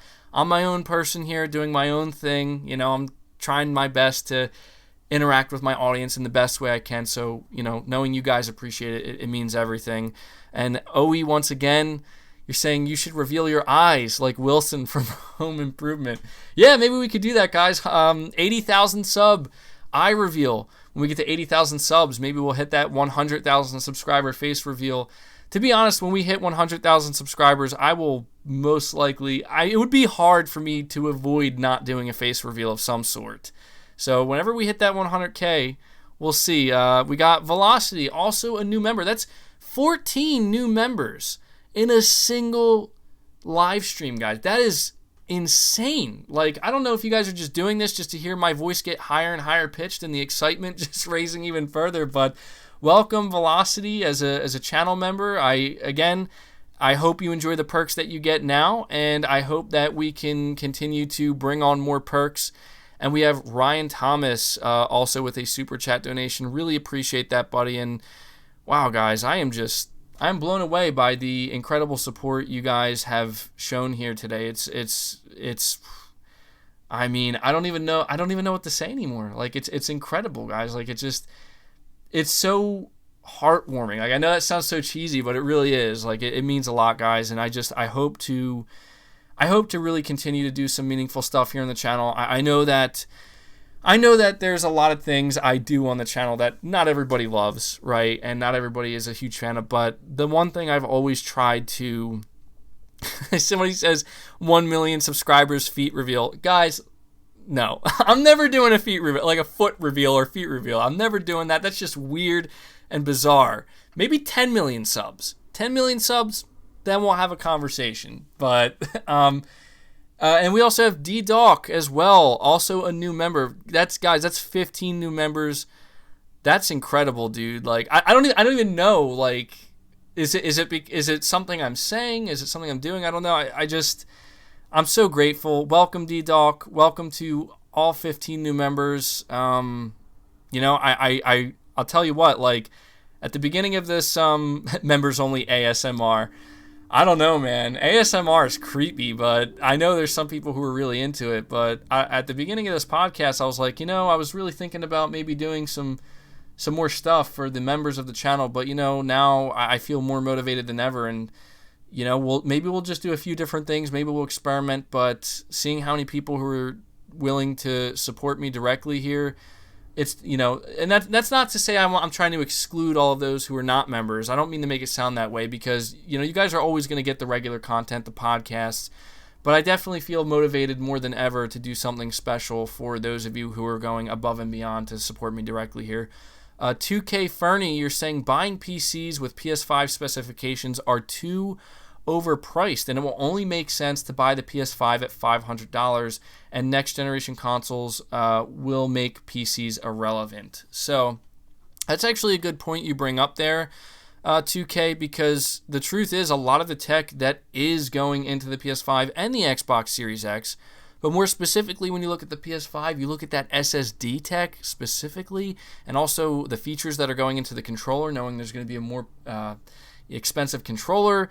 It's true, like a lot of these specifications are pricey, and so it does make a lot of sense for a $500 PS5. The truth is, guys, I'm anticipating $500. I would be literally shocked if we see anything less than $500. And to your point about them making PCs irrelevant, I don't want to upset anybody by saying it'll make them irrelevant. I feel like that's a little bit unfair. However, I will say that, yeah, I think that the PS5 and the Xbox Series X are going to do a damn good job in making a lot of PC gamers suddenly consider maybe going to console. And then we have D Darko. Also, I know you've been a member as well.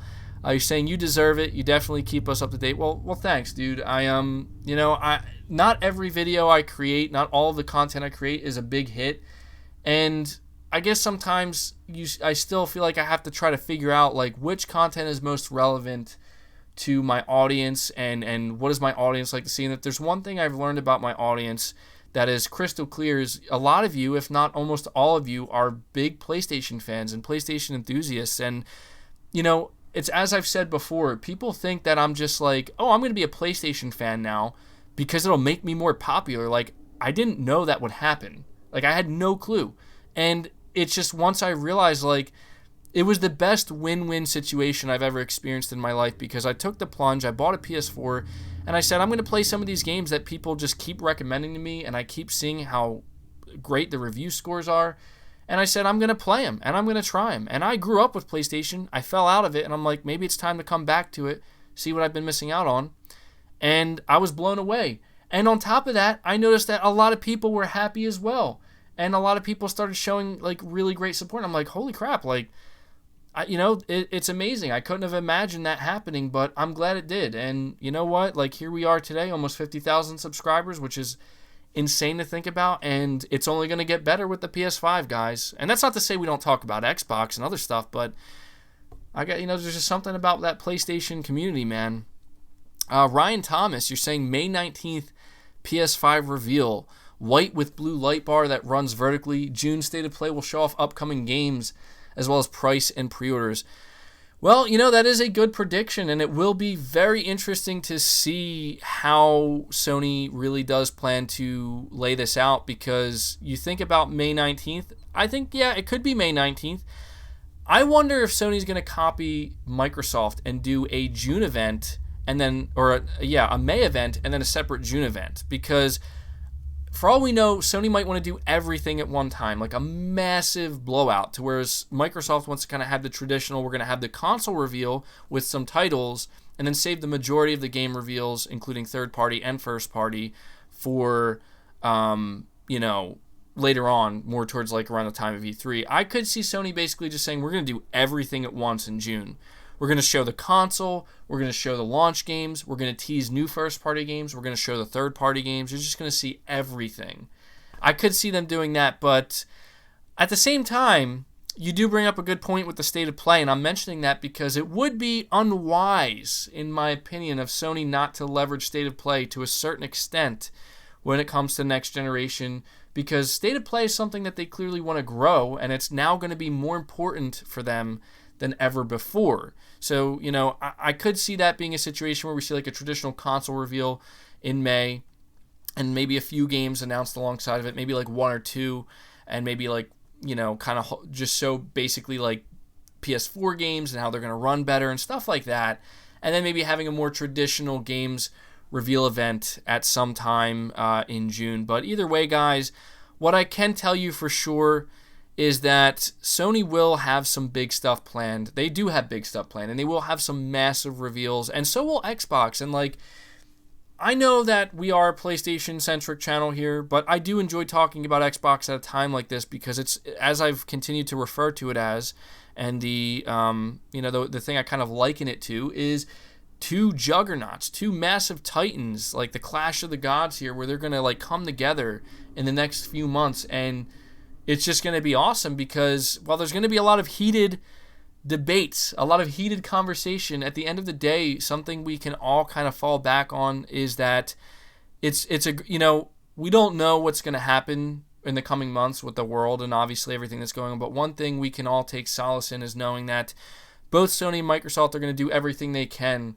to win gamers over, to get us to want to buy their upcoming games, to buy their next-gen consoles. And it's going to come in the form of them showing some really awesome stuff. And that's just incredibly exciting to me, guys. And it really, in a time of, I'd say in dark times, it is the light that I kind of look at to look forward to. Obviously, there's real life stuff as well, but we're a gaming channel here, so gaming plays a huge role in my life, and I just want to see some awesome stuff, man, and just really express that excitement here on the channel and share it with you guys. And the support you've shown here today, it really just makes me feel like the gaming community it really is the best community in the world, man. We come together at the crazy times in a big way. And you say, Darkland, you say, at MBG, would you consider doing a podcast with Mystic/Foxy Games UK? And could you do a video on your experience pre-ordering consoles in the past? Well, appreciate the super chat here. When it comes to doing podcasts with other people, it's hard to say. I'll never say no. To be honest, I don't think Mystic would ever do a podcast. I just don't think he's a podcast kind of guy. I've never really seen him show any interest in that. I mean, I could reach out to him and maybe ask. Maybe he'd actually say yes. I don't know. I wouldn't expect it. When it comes to Foxy Games UK, I do enjoy his content from time to time, and it's a possibility, It's a possibility. I don't mean to be honest, guys, I'm a little bit, I know it sounds crazy, I'm a little bit antisocial in real life.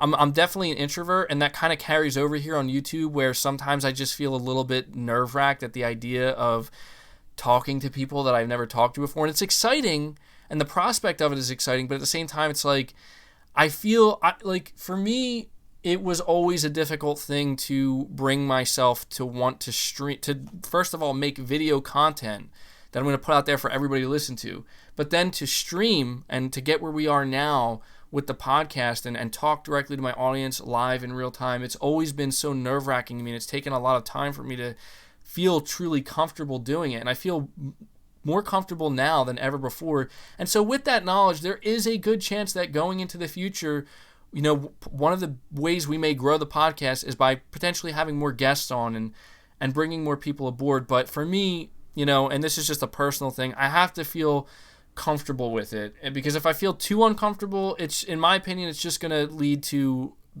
not only a bad experience for me personally, but one of my biggest issues in life is I've always had anxiety when it comes to not just public speaking, but doing anything where I get too worked up about it. I get in my own head to the point where I just become kind of stupid, although there's a lot of people who would say I'm stupid regardless. But I think you guys understand what I'm saying, where it's it's a little bit nerve-wracking to me, but I've been getting more and more comfortable. And as I said, I'm more comfortable now than ever before talking to you guys and putting my content out there and just kind of saying what I have to say and being who I am. And, again, the support you guys show, I really apologize sounding like a broken record, but seeing so many people support me directly and letting me know that they like me being me and they like me being who I am, that adds just so much more confidence to me that it really goes a long way in everything I do here on the channel. So I'm not saying that we'll never do it. I'm never going to say never. I'm not going to say no. I'm just saying that for right now, I feel most comfortable just doing it on my own. And I honestly feel that me not having to talk to somebody else in real time makes it a lot easier for me to interact with the chat. But in the future, we could have some special episodes. You guys know I brought Brown Sugar and Devil Child experimenting with my own personal friends on the channel, and as a way to kind of make me feel more comfortable and seeing how the dynamic would be. And we could bring that back in the future as well. We'll just have to kind of see how things go. Velcro Apple, you're saying, let's get Colin on the show. I'm assuming you mean Colin Moriarty. I really like Colin Moriarty. I really enjoy his content, and I really value, believe it or not, I value his insight and his opinions into specifically the gaming industry and specifically with PlayStation, because he just has a lot of experience. And big ass Punk, you're saying MBG, I relate so hard, dude. Yeah, I feel it's a common thing, but Colin Moriarty is one individual that I would feel and this is no offense to anybody else, because I appreciate a lot of other people's content as well, but Colin Moriarty is one person where I feel kind of honored to have him on the show, because I've always kind of looked up to him in a way, like, he's older. He's an older person that's been in the, I'm not knocking him in that way, but he's more experienced. He just has so much experience in the industry. He's worked at IGN, and he just has like this sense of credibility to him and he's such a big PlayStation fan. I think he does a fantastic job, and I love his podcast. I like what him and Chris Raygun do. I listen to them every week, and that would be awesome. I'd totally love to have Colin Moriarty on the podcast. But again, I don't think that I don't think that I'm the type of individual that really somebody like Colin Moriarty probably looks at and says, "Man, I would love to go on his podcast."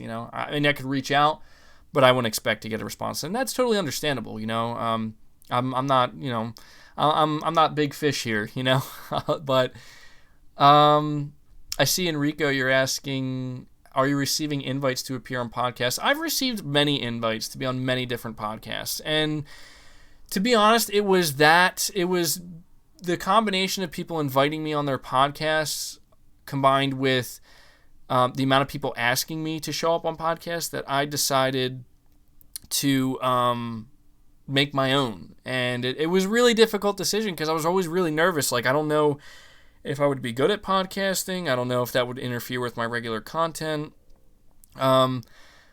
So yeah, I have, and unfortunately, like, I don't know, it's a comfort thing, like I've always felt nervous about going on somebody else's podcast, and that's probably just a personal flaw of mine, but I gotta be honest, Dieteruz, by the way, Dieteruz, I hope I'm saying your name correctly, because I say it every week, and I hope I'm saying it right, so let me know if I am or if I'm not. And if I'm not, let me know how to properly pronounce it. But you're saying 5 years from now, MBG, you're going to have one-on-one interviews with Phil Spencer and Herman Holst. We'll see. 5 years? Yeah, I mean, a lot could change in 5 years. That would be absolutely amazing. Like, if I could get, like, a high-profile individual to interview, I'd be so nervous. I don't even know if I could do it. I'd be so nervous, I don't even know if I could do it. But that would be a really, really cool thing. It would be like an opportunity that I just simply couldn't pass up. But looking at what else you guys are saying here, because we'll let this podcast has went so well, I don't mean to artificially extend it. I hope it doesn't come off that way, but this is what I'm talking about, the chat interaction. I like the formula of having these topics to talk about, and then at the end we dedicate some time to just have like one-on-one chat here with the people watching. Stefan, you say, you seem like an authentic guy, MBG. I appreciate your voice in the gaming sphere. Well, thanks, man. I try to be as authentic as I can, Like, I'm not perfect, and obviously I try to have a somewhat of a persona here online where, like, I don't want to, I have a tendency of being, like, overly negative at times, and I honestly try to look at my channel as an opportunity to kind of, like, better myself in that way, where I don't want to force optimism, but I feel like it's a good place for me to try to practice being more optimistic about things. And I'm sure you guys seen that negativity, in previous videos, and it will always be here, but that's part of being authentic. But yeah, I try to be as authentic as I can. I appreciate that. Oh, hi, you're saying have Ninja Gaiden meet ghosts would be cool. So I'm assuming you're saying, like, I don't know if you're referring to, like, a game, I don't know what you mean by that. I don't know if you're talking about the two games kind of like clashing together, or if you're like kind of referring to as two different personalities being related to those two games. But either way, I do appreciate your super chat, buddy. Have we heard anything about Ghostwire? We haven't, as far as I know. It's a game I'm looking forward to. I'm assuming we're going to learn more about it before the end of the year, but that is a game I'm looking forward to. Skywalker says, tell me how the SSD will make the PS5 better than the Xbox Series X. I could do that. I'm not saying it'll be better, but it will offer its own distinctive advantage. Edgy Clementine once again saying, do you watch AMC's The Walking Dead? I do every Sunday. The Walking Dead, I know we don't talk about like TV shows much here, but I've always been a big fan of The Walking Dead. In fact, I started watching it way back in 2009 since season 1. However, I fell off the show. I fell off right before the season where Rick left, or a little bit before that. And once Rick left the show, my excitement like kind of really dropped. Like, I always liked Norman Reedus in the show, and I always liked the show in general, but I just kind of fell off. And At this point, I'm waiting for the standalone movies starring Rick Grimes. I'm actually really excited for that. So I'm actually a pretty big Walking Dead fan. I'm just lapsed. Like, I'm not, I kind of fell off of it, but I will definitely be in theaters to watch that Walking Dead movie that stars Rick Grimes. So I appreciate that super chat, Edgy Clementine. I'm assuming you're a fan considering your name here with the Walking Dead games. But anybody hear anything about the Rockstar game Agent, a PlayStation exclusive? Haven't heard anything about it, honestly. If I did, I would talk about it, but I don't think that's a game that's ever going to come out. It might, but we'll have to see. To answer that one question that somebody asked earlier about the PS5's SSD making it better than the Xbox Series X, well, listen, I think it's just a matter of understanding what would be capable with the PS5's SSD. I've talked about it at length in many of my videos, but exclusive games that will be on the PlayStation 5, just PS5 exclusives, games that are not going to PC, games that are not going to Xbox, games that are not going to PS4, they will be able to do things for their game worlds in terms of game design. Maybe not graphically. I don't think many people are out here saying that the SSD is going to make better graphics. I mean, it kind of could in a way. I mean, what people don't understand is that it basically has to do with how quickly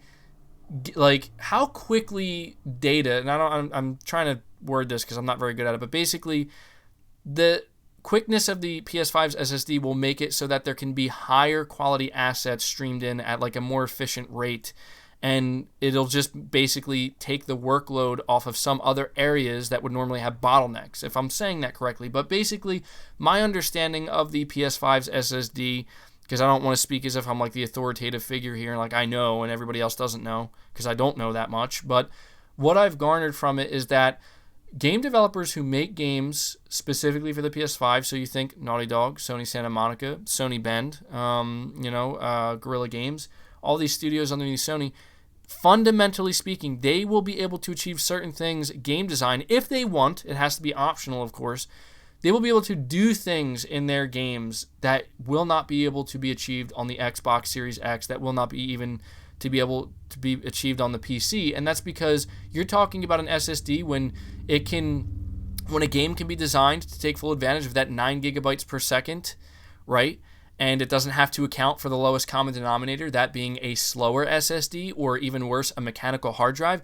You're talking about being able to do things in games like warping from just going from space, if you're in a spaceship at top speed, going down into into the actual planet in real time, instantaneous, no load screens, no nothing.